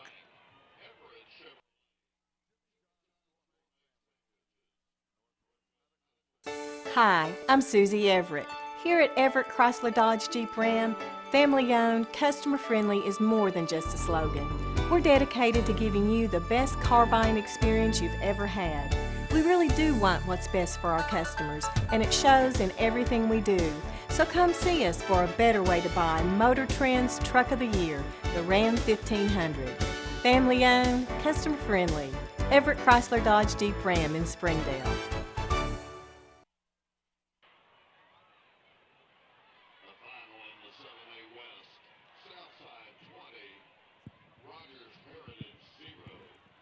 Welcome back to Wildcat Stadium, beautiful Springdale, Arkansas, Har-Ber High School.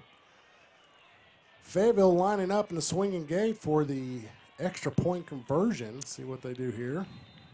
Coming out of a timeout. Going for two.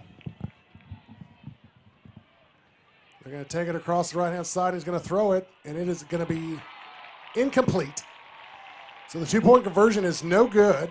That's going to lock them down at 35, so Har-Ber maintains a 5-point lead with 9:17 left to go in the fourth quarter. A little bit of a drag there on her momentum.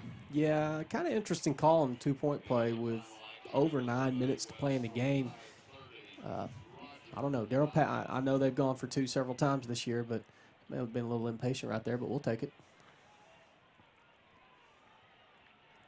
Going back to what we were talking about earlier with the types of teams that these defenses and, these teams have played against so far this season. We've talked about it all year long that Har-Ber's got anywhere from 5 to 6 sophomores playing on defense. These guys have not played like sophomores tonight at all. No, they haven't played like sophomores the whole season. They really haven't. You know, Coach Wood schedules, we've talked about it several times, schedules some of the hardest teams in this area. I mean, the central United States. You have Webb City coming in. Webb City's been beat one time in the last, I think, 70 games, and that was Har-Ber. And then you got Kansas City Rockhurst, who, for the last 50 years has been one of the winningest programs in the country. And he will tell you that he does that just for these games that we're playing tonight. Absolutely. You don't learn anything playing inferior teams. You learn from playing the teams that they're great, they're legendary. And it's showing tonight because these guys are playing like veterans. Yep. So the kick is off. The kick is deep. Har-Ber was in the onside kick. They did. They had their hands team out there with one guy deep. So interesting. So with 9 minutes, 17 seconds left to go in the ball game, Har-Ber gets the ball 1st and 10 on the 20-yard line. Har-Ber still leads by 5 points. What do you think we might see here, Donald? I'd like to see a shot at the end zone right off the bat. Shot at the end zone right off the bat. How many yards does Luke have? Luke has 283 yards and 4 touchdowns. I don't think you can go wrong either way. No, it's kind of hard to deny Luke Hannon a handoff. That's Looks for like sure. they're stacking the box on him right now. Yeah. Hannon gets the ball, and he's going to be dropped for a loss, about 3-yard loss. Yeah, you see Fayetteville up tight. That defense is really gearing up to stop the run, daring you to throw it, knowing that you want to take time off the clock right here with the lead in the fourth quarter. They're putting 8 to 9 guys in the box, going man up on your receivers and playing very tight right here as a defensive unit. Everybody's within about 7 yards of the football. Chandler back at shotgun. Drops back, throws it to Trey Smith. Trey Smith bounces around. He's going to be tackled about the 17-yard line. Like they're going to mark him at the 18. Yeah, and unfortunately he was kind of slung out of bounds right there. That's going to stop the clock. So 8:39 on the clock here in the fourth quarter. Har-Ber in the spread offense. Wildcat Nation on their feet. Big 3rd down here, 3rd and 12. And we got a man, it looks like he jumped off sides, but they're not calling it.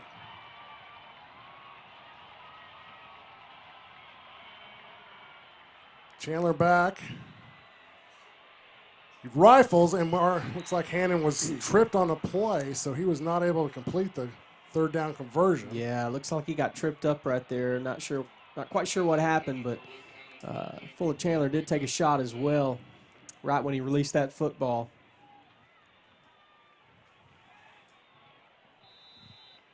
Har-Ber needs we got to be careful right here not to do anything silly on the punt team. We need a good snap, a good kick right here.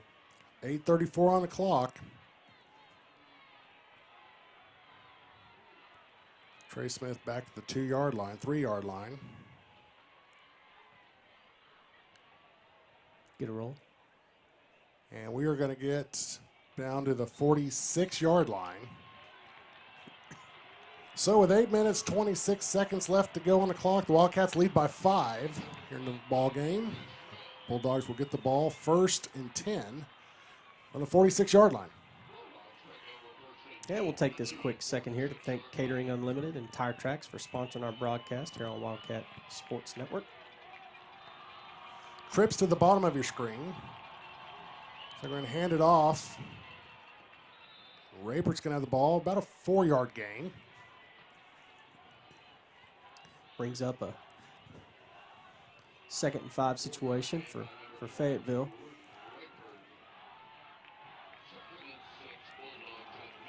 Looks like Fayetteville's spreading Har-Ber's defense out a little right here. And a nice little stop there by the Wildcats. It's going to be a 2-yard gain for 3rd down. You've seen that same sort of set, but when you look down here and you see the trips receivers all the way down to the sideline, they are trying to draw that defense to the sideline to open up those inside running lanes. 3rd down and 4 for the Bulldogs. A little tighter now.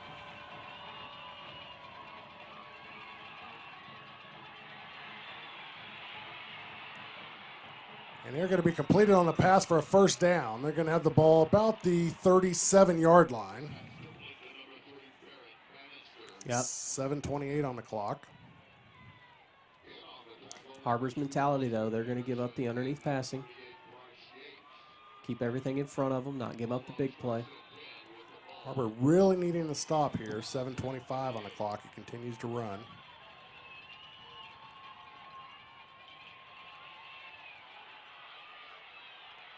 Pass complete to the outside. It's going to be a 5-yard gain for the Bulldogs. He did get out of bounds, so it's going to stop the clock. 7:14 on the clock. Fayetteville doing what they do, and they're chipping away in pass plays here. 5 yards at a play. One thing we have not seen tonight, turnover on defense.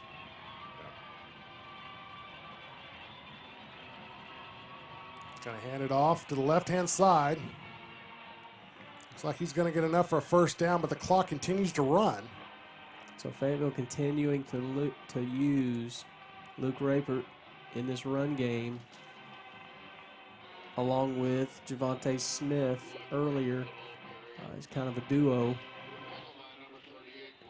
running the ball probably more than most people thought they would tonight. 1st and 10 on the 34, 6:55 on the clock. Up the middle for Rapert again, and he's going to be hit kind of hard there. He's going to get about 4 yards on the play.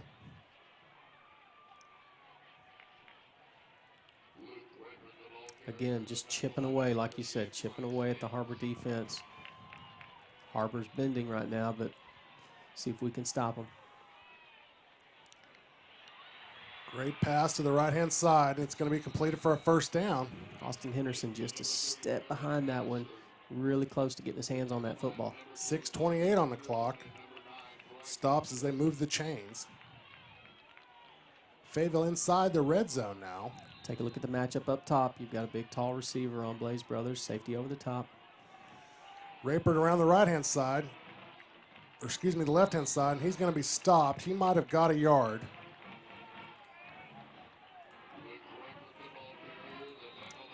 And we have a man down for Har-Ber. Going to call a timeout.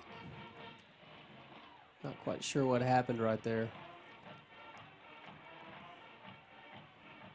6:14 left to go in the ball game. Wildcats up by 5. This really, gives time for Coach Patton to draw something up. It's almost like a free timeout for them, especially since they used a timeout earlier on the 2-point play. This is very beneficial. Both teams getting water, getting a little rest, and Coach Patton able to kind of talk to his team. He's in pretty close proximity up there, even though it's not a called timeout. He's getting to use it as a timeout.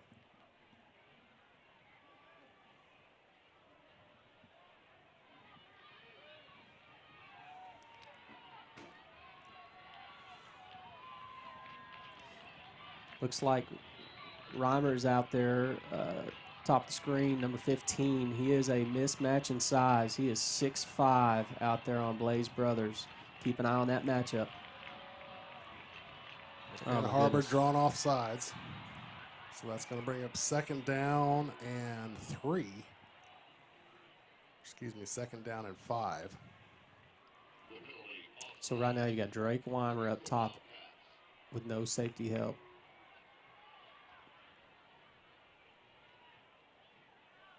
.602 on the clock.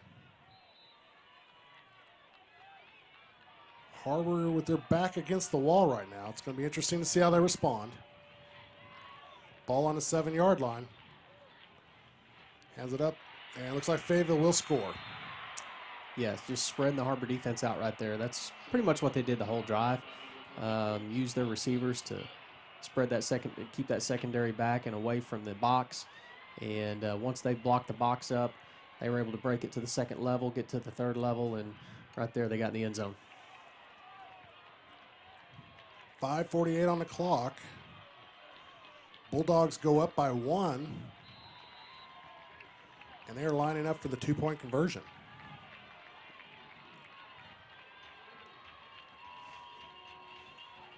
Har-Ber's defense needs to come up big right here and stop this 2-point conversion. Taylor. And he's going to get the 2-point conversion. He did get in. So the Bulldogs go up by 3 over the Wildcats with 5 minutes and 48 seconds left to go in the 4th quarter. Need a response here from the Har-Ber offense. Yeah, you do. And if you're Har-Ber, you just, you continue to do what you've been doing all game long, and that's your offensive drive. Just use your offense the way you've been using them. Stick with the game plan. So far, they have not really been able to stop you. You've put 40 points on the board. You've had live drives of varying lengths. You've been able to take advantage of some mismatches on the inside with your offensive line. I think you just continue to do that. You don't get impatient right here and try to score quick because, like you said, the team with the ball the last is probably going to be the winner tonight. This game is so tight, so close, and both offenses are scoring a lot of points. So let's have that ball last, and let's get a drive. Let's have a 5-minute and 48-second drive right here. I'll take it.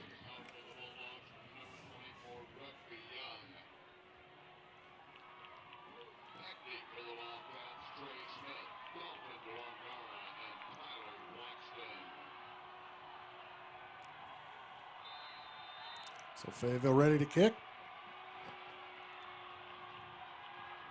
Most important series of the game right here so far. Fayetteville kicks. The kick is going to be taken. Blackston across the 20 down to the 23-yard line. Again, Har-Ber with a starburst return, and Blackston keeping it up the middle. Looked like he probably about 1 or 2 guys from breaking a long one there, but Har-Ber's got a little work to do.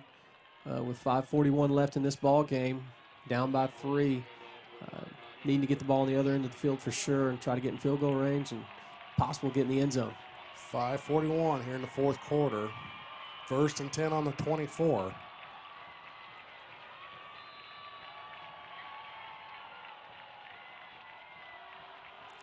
Chandler back, handing off to Hannon, handing up the middle. He's going to get about 6 yards on the play.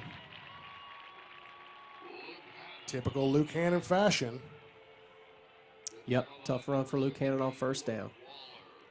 Get a +5 on 1st down, we'll take it every time.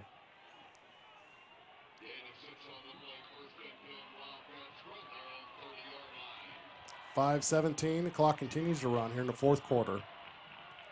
Har-Ber trails by 3. Hannon again up the middle, and he's going to be stopped. He might have got back to the line of scrimmage. They're gonna give him about a foot. Yeah, so with your mindset now, if you're Har-Ber on offense, you're almost thinking, I got 2 plays to get 4 yards right here. I'm not looking at it as a 3rd and 4 necessarily. I'm looking at it, I've got 2 plays to get 4 yards because I'm probably in 4th down territory. Even though it's my end of the field, we're getting down to where I can't give the ball back to Fayetteville anymore. Right.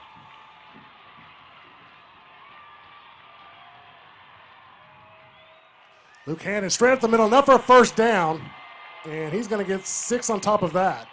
Yep, Luke Hannon with a first down. Nothing new there.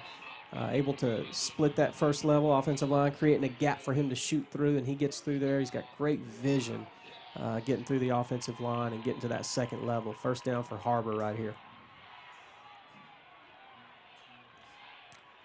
Luke Hannon, 297. Approaching that 300-yard mark in one game. Impressive night. Back to Luke Hannon. He's going to get about 3 yards, maybe 4. It's like that they put him at 300 or over. I'll guarantee you this. If we don't score right here, Luke Hannon could care less about those yards. He wants to beat these guys. 3 minutes, 53 seconds on the clock. The ball is on the 43-yard line. 2nd down and 7 for the Wildcats.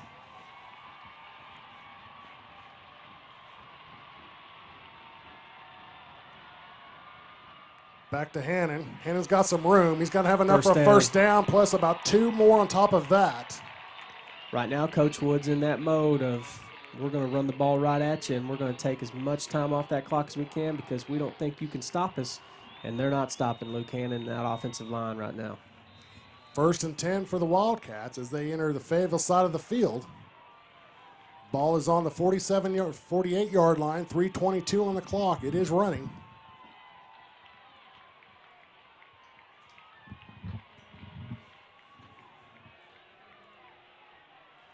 Back to Luke Hannon, and he's going to be stuffed back at the line of scrimmage. They're going to put him down for a loss, it looks like. That's going to bring us, under 3 minutes in the 4th quarter right here. We are in plus territory. We're on Fayetteville's side of the field. I believe that's rush number 42 for Luke Hannon. So he's had quite a night, and I don't think he's done yet. 2:43 on the clock. 2nd down and 11. We got a timeout down here. It looks like Har-Ber's going to take a timeout. So we're going to take the timeout with them. You're watching Wildcat football on the Wildcat Sports Network.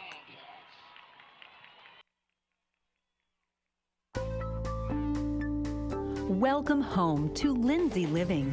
From value-packed basic apartments with appliances and washers and dryers to resort-style apartment living on golf courses with fabulous amenities, you'll love where you live and play. Visit lindsaymanagement.com to apply online and see photos, rates, and floor plans for all locations we manage throughout Arkansas and in surrounding states. Welcome back to Wildcat Stadium, beautiful Springdale, Arkansas, where the Wildcats trail the Fayetteville Bulldogs by 3 with 2 minutes and 40 seconds left to go in the ballgame.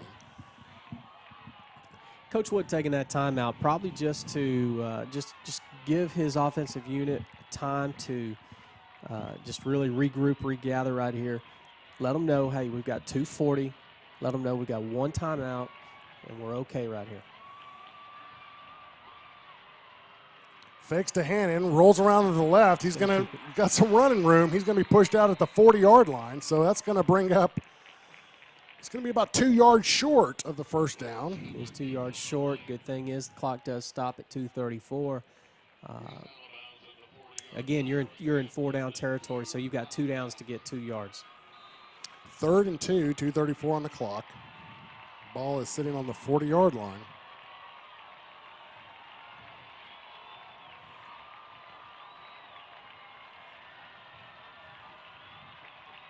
Watch Trey Smith getting the speed sweep here. Nope. Hannon back up the middle. It's going to be close. It looks like they're going to mark it right at the first down marker. Stop the clock and look at it. I say that we have brought Trey Smith in motion several times tonight, and I think we've only handed it to him once or twice. So that could be a big play waiting to happen. Everybody but the referees are going to bring the chains on the field.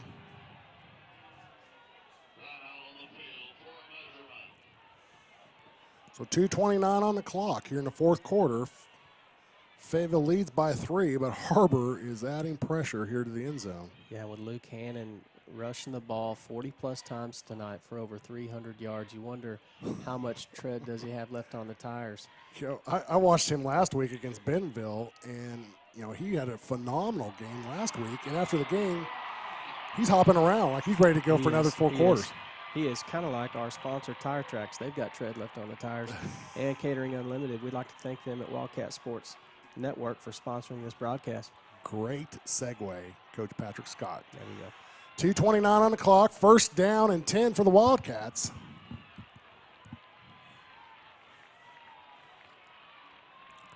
Ball sits on the 38-yard line.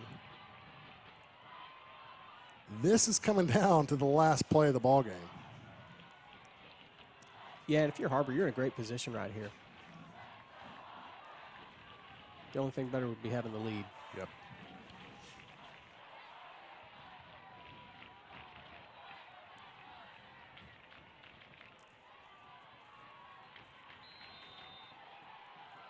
And here we go.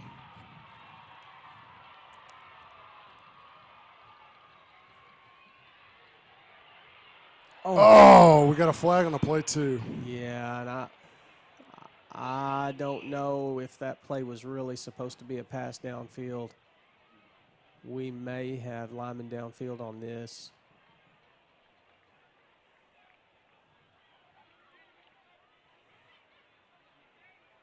Looks like a block in the back or something. That play is going against Har-Ber. Holding against Har-Ber. So with 2 minutes and 17 left to go in the ball game, Har-Ber going to have to take a running start at it now. Good thing is it's still first down. You've got 4 downs. You are in a little bit of a hole right here. You still have 1 timeout, so it's okay to run the football if you need to.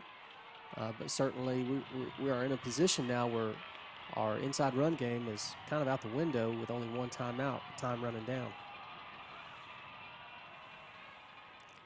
So Chandler back, throws deep. Blackston's deep. And incomplete. Boy, Coach Wood wanting a call right there, and I don't think there was too much wrong there. That ball kind of fluttered on Fuller a little bit. It hung up there again. We've seen that a couple of times tonight. I'm not quite sure what's going on there, but it just hung up on him a little bit. And Trey Smith outran that football. We've got a Fayetteville defender going off the field. A little slow. Yeah, which allows Har-Ber a little time here to regather, which is nice. 2 minutes, 10 seconds on the clock here in the fourth quarter.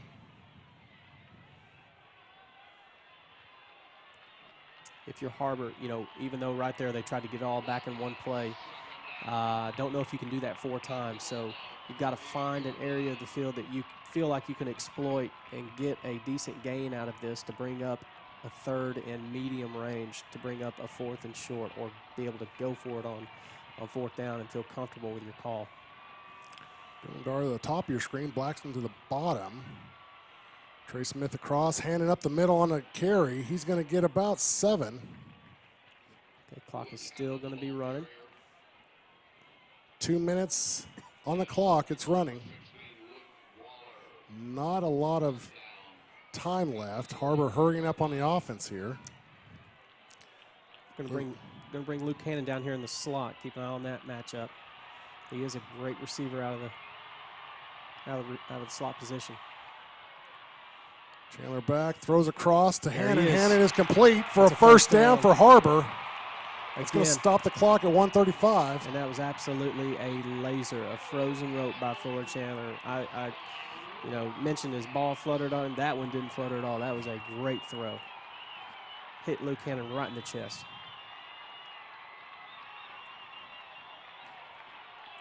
Brings up first down for Har-Ber. Har-Ber has the ball on the 25-yard line. Handing up the middle. He's going to fight for about 3 yards. Now, if you're Har-Ber, do you use your one timeout? You've got time clicking down under 1:15. Everybody's back up. We're going to be close to a minute. We're going to be under a minute when this play is called. And so I think Coach Wood has listened to you. He wants the ball at the very end. Absolutely. So hands it off to Hannon. Hannon's got to go. He's down to the 4 to 6 yard line. That's going to be a first down. First down for Har-Ber. 44 seconds on the clock. Stops the clock with 44 seconds. You've still got a timeout. You're still okay to line up and run the football right here if you need to. Har-Ber threatening to score with 41 seconds. The clock is running to 40. Now you probably need to take your timeout. Under 30 seconds. Doesn't look like he's going to take it. He's calling a play.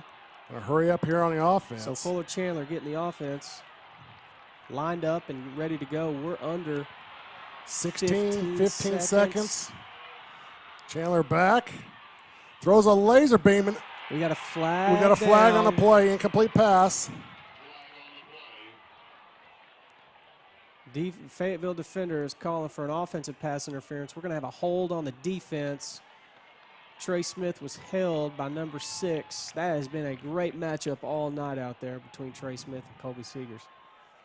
So that's going to give Har-Ber the football just inside the 5 yard line with 10 seconds left to go. Boy, you really nailed it when you said the team that has the ball last and the last play of the game is probably going to decide this football game. I am you are entirely too old exactly for right. this kind of a football game. This has been a great high school football game. So Har-Ber trying to settle the crowd down so they can hear what's going on. Coach Wood's going to take the timeout. Oh, I'm sorry, Fayetteville's taking the timeout. Yeah, Coach Patton wants to take time right here, let his defense talk about this, which is going to absolutely work into Har-Ber's favor, in my opinion. Coach Wood gets a free timeout to develop a play. Inside the 5 yard line is a tough play call when you know you've got to have it. And you probably got 2 shots right here at the end zone, being second down if you need it. This goes back to all of the summer prep work and 7-on-7. What the beauty about this is he's got time and he's got a timeout where he can run the football on this play if he wants to, but certainly he can draw something up to get in the end zone right here and isolate one of his better receivers on a Fayetteville defender. So Har-Ber at the line of scrimmage, they're ready to go, and Fayetteville is still in timeout. 10 seconds left to go in the ball game. Har-Ber trails by 3, but they've got the ball just inside the 5 yard line. Yeah, Fayetteville they're a little worried over there, I think.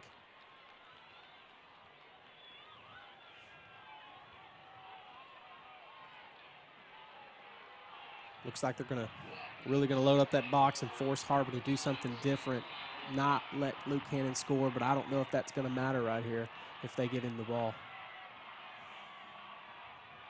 Clearing up the right-hand side. There's Trey Smith. Wide open, Trey Smith, touchdown, Har-Ber Wildcats! What a great play call by Coach Wood and Har-Ber. 6 seconds left to go in the ball game, and the Har-Ber Wildcats go up on the Fayetteville Bulldogs. He brought Tyler Blackston across the formation and wheeled him to the back of the end zone, which drew the safety, and all Trey Smith had to do was beat the inside linebacker over the middle. He got behind the linebacker. Linebacker couldn't see him. He just got open. Great throw, great catch, great call. Har-Ber lines up for the extra point. Important extra point here. Snap is up. The kick is good. Nice job, Har-Ber. Har-Ber Wildcats go up 47-43 over the Fayetteville Bulldogs. Welcome to Har-Ber Wildcat football. You want to talk about an in-your-face drive. That was an in-your-face drive. Har-Ber was backed up from the penalty. They had first and whatever it was, first and 20. to get down there, and Luke Hannon and the Har-Ber Wildcats with Fuller Chandler connecting on a pass, in the end zone with Trey Smith. Wide open Trey Smith. Wide open Trey Smith. That was a great call. Good execution. 6 seconds. Is that enough time? No. Okay. Not with Har-Ber's defense. Okay, I agree. Do we squib kick right here? Man, I would love to see a good squib kick down the field. Yeah, let's take it all out right here. Man, not everybody on their feet on the Har-Ber side and on the Fayetteville side. Yeah, nobody has left this stadium yet. Har-Ber fans rattling it.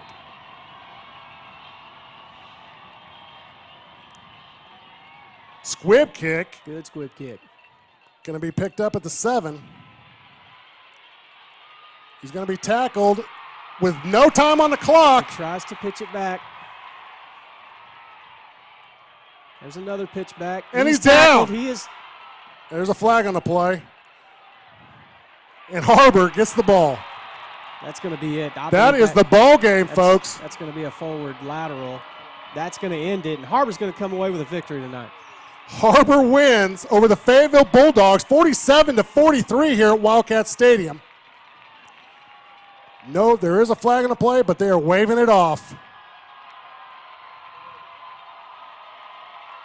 It was against Fayetteville, decline. That's the ball game, folks. That's the ball game. Har-Ber is going to go on and remain undefeated in conference play. They're going to knock off number 1 Fayetteville.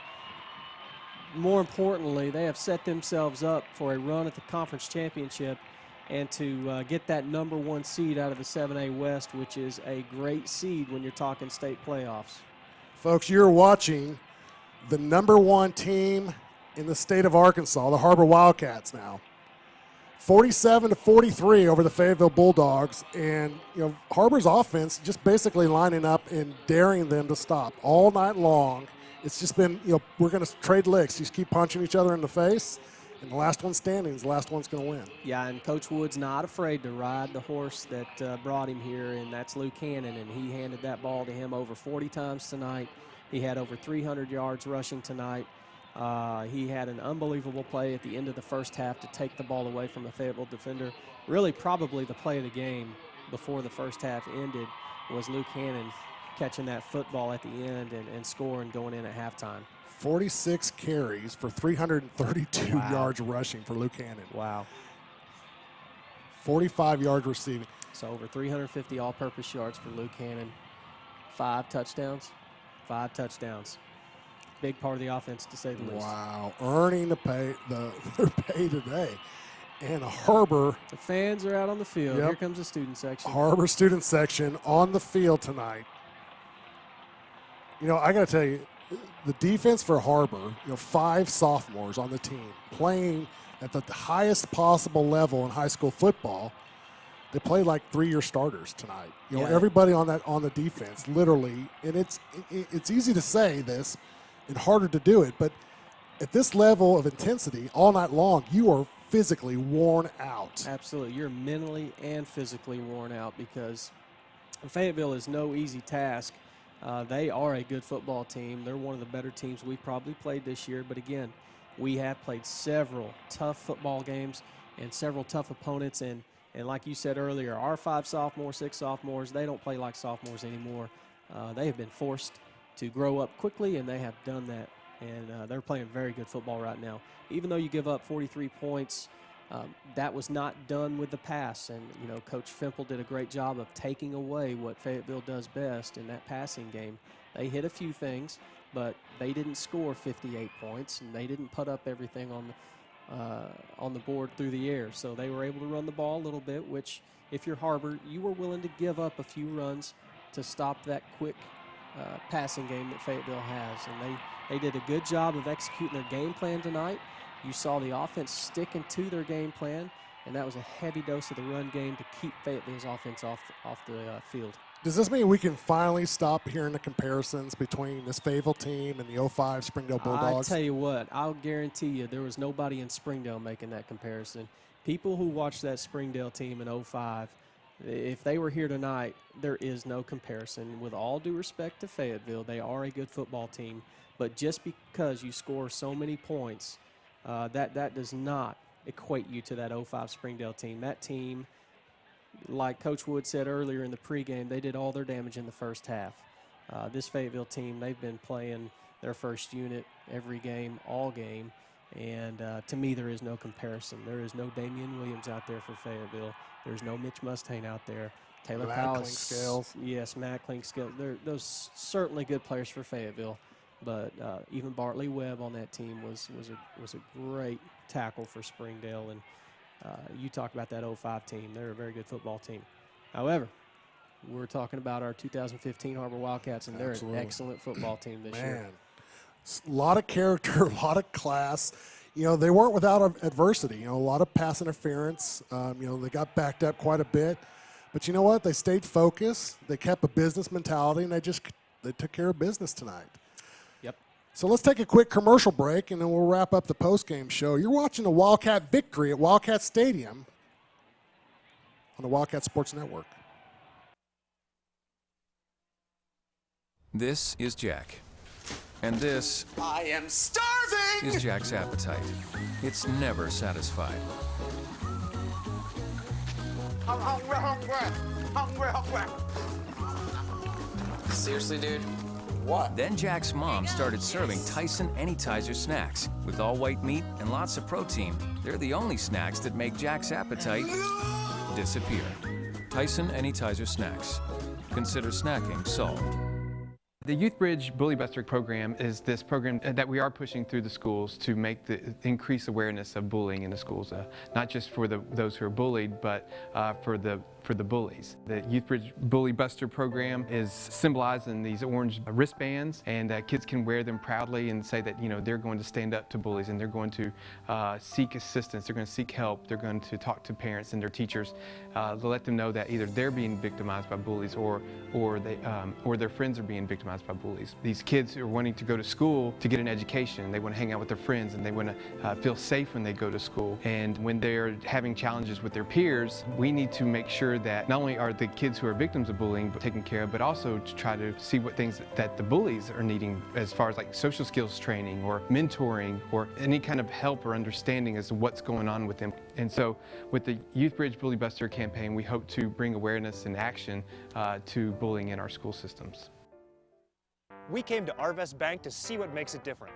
It's a community bank that really reaches out to the customers to make them feel special. I feel special every time I come in here. They want to be involved in the community and want to be part of the community. They support our university, our athletic department. They've told us that they could have a fleet of volunteers there to help this year if we needed. I see them at a lot of our Hispanic community events that we do. I can't think of another bank in the city that has such a big community presence as Arvest. Arvest Bank, our customers say it best.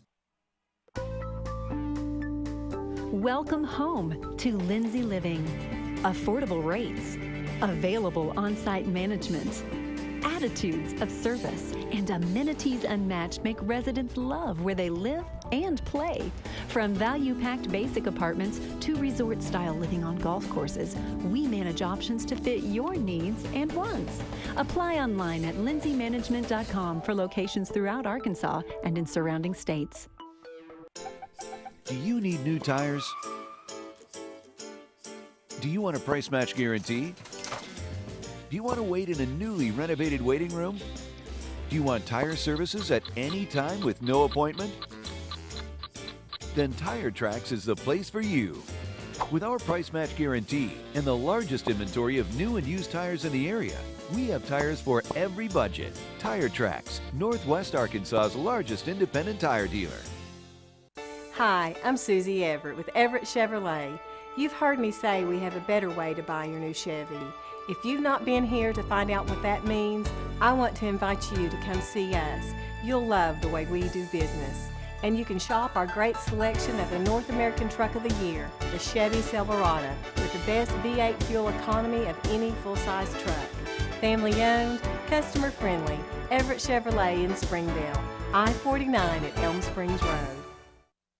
First Security is here. Only here.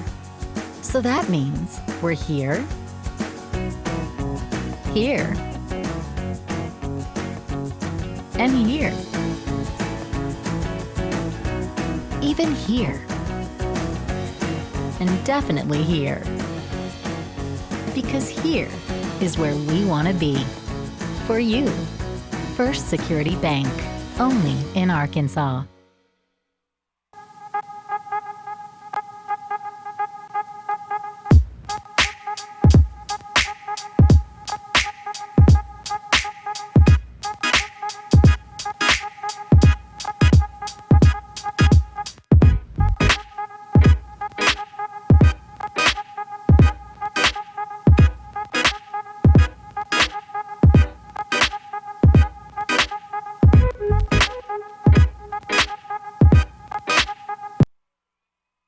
Wildcat Stadium, where the Har-Ber Wildcats beat the Fayetteville Bulldogs 47-43. A little bit of a recap here on tonight's very impressive stats. Har-Ber total offense, 553 yards.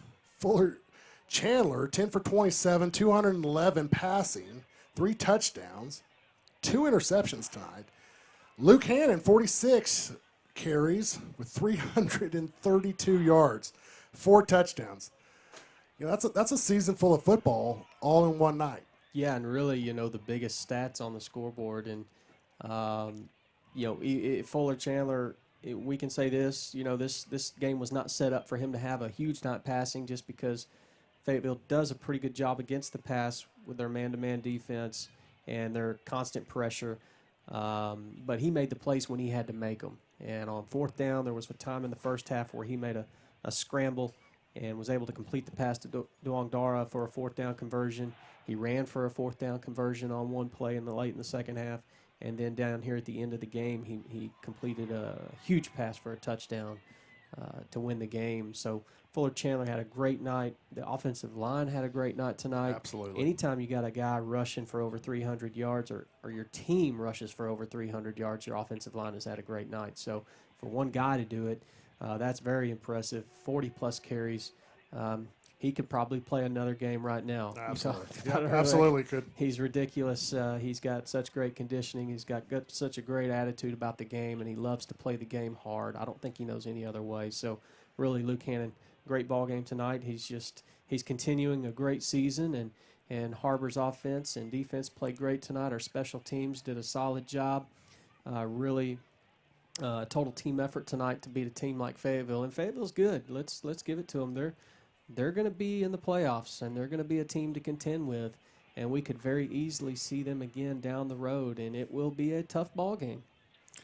So next week, we have Southside at Southside. You know, very challenging game for the Wildcats, you know, historically speaking. What's your takeaway there? Yeah, Southside, when anytime Har-Ber goes down to Southside, it's a tough ball game. I don't care what kind of year either team is having. You're going to see, and we talked about the physical game tonight, you're going to see physical part 2 against Southside. Southside is always big. They're always physical, and they always get better later in the year. Southside may start slow. They may lose a couple of games early, but they're going to play their best football at the end of the season. And now we're getting into the end of the season. We're talking about the last 3 weeks of the high school football season, which is a little hard to believe that we're that deep into the season, but this is the time where the teams like Southside traditionally get going, and they always play Har-Ber very tough. So I don't expect an easy game at all. I expect a very physical, tough football game, but certainly one that Har-Ber feels like they can go down there and win. Southside winning over Rogers Heritage 20-0. No surprise there. Yeah. So, you know, Coach Wood and the Har-Ber Wildcats obviously have their work cut out. You know, they're going to celebrate tonight, but tomorrow morning, it's right back to work. Right back to work, and they will be here bright and early, preparing their game plan for Southside. But you said it, certainly tonight they're going to celebrate. They've had 2 great weeks in a row, 2 great marquee wins in a row. And the thing about that is now you've got the rest of the state looking at you. When you're on top, the rest of the state is looking at you, and you're going to get everybody's best game every week. Anytime they get a chance to take on number 1 and take you down, you've kind of got that bullseye on your back, and they're going to want to do it. So expect a tough game week in and week out from here on out, but certainly a great spot to be in if you're a Har-Ber Wildcat. Oh, absolutely. Great night tonight at Wildcat Stadium. Again, Wildcats 47, Fayetteville Purple Dogs 43. Coach Patrick, it's been a pleasure sharing the seat with you. Absolutely. I had a blast. It's best seat in the house for a great game tonight. Absolutely. Well, that's going to wrap it up for us tonight. We will see you again next Friday down at Fort Smith Southside when the Wildcats take on the Southside Mavericks now. For Superintendent Dr. Jim Rollins and Athletic Director Wayne Stellick, I'm Donald Tucker. You're watching Wildcat Football on the Wildcat Sports Network.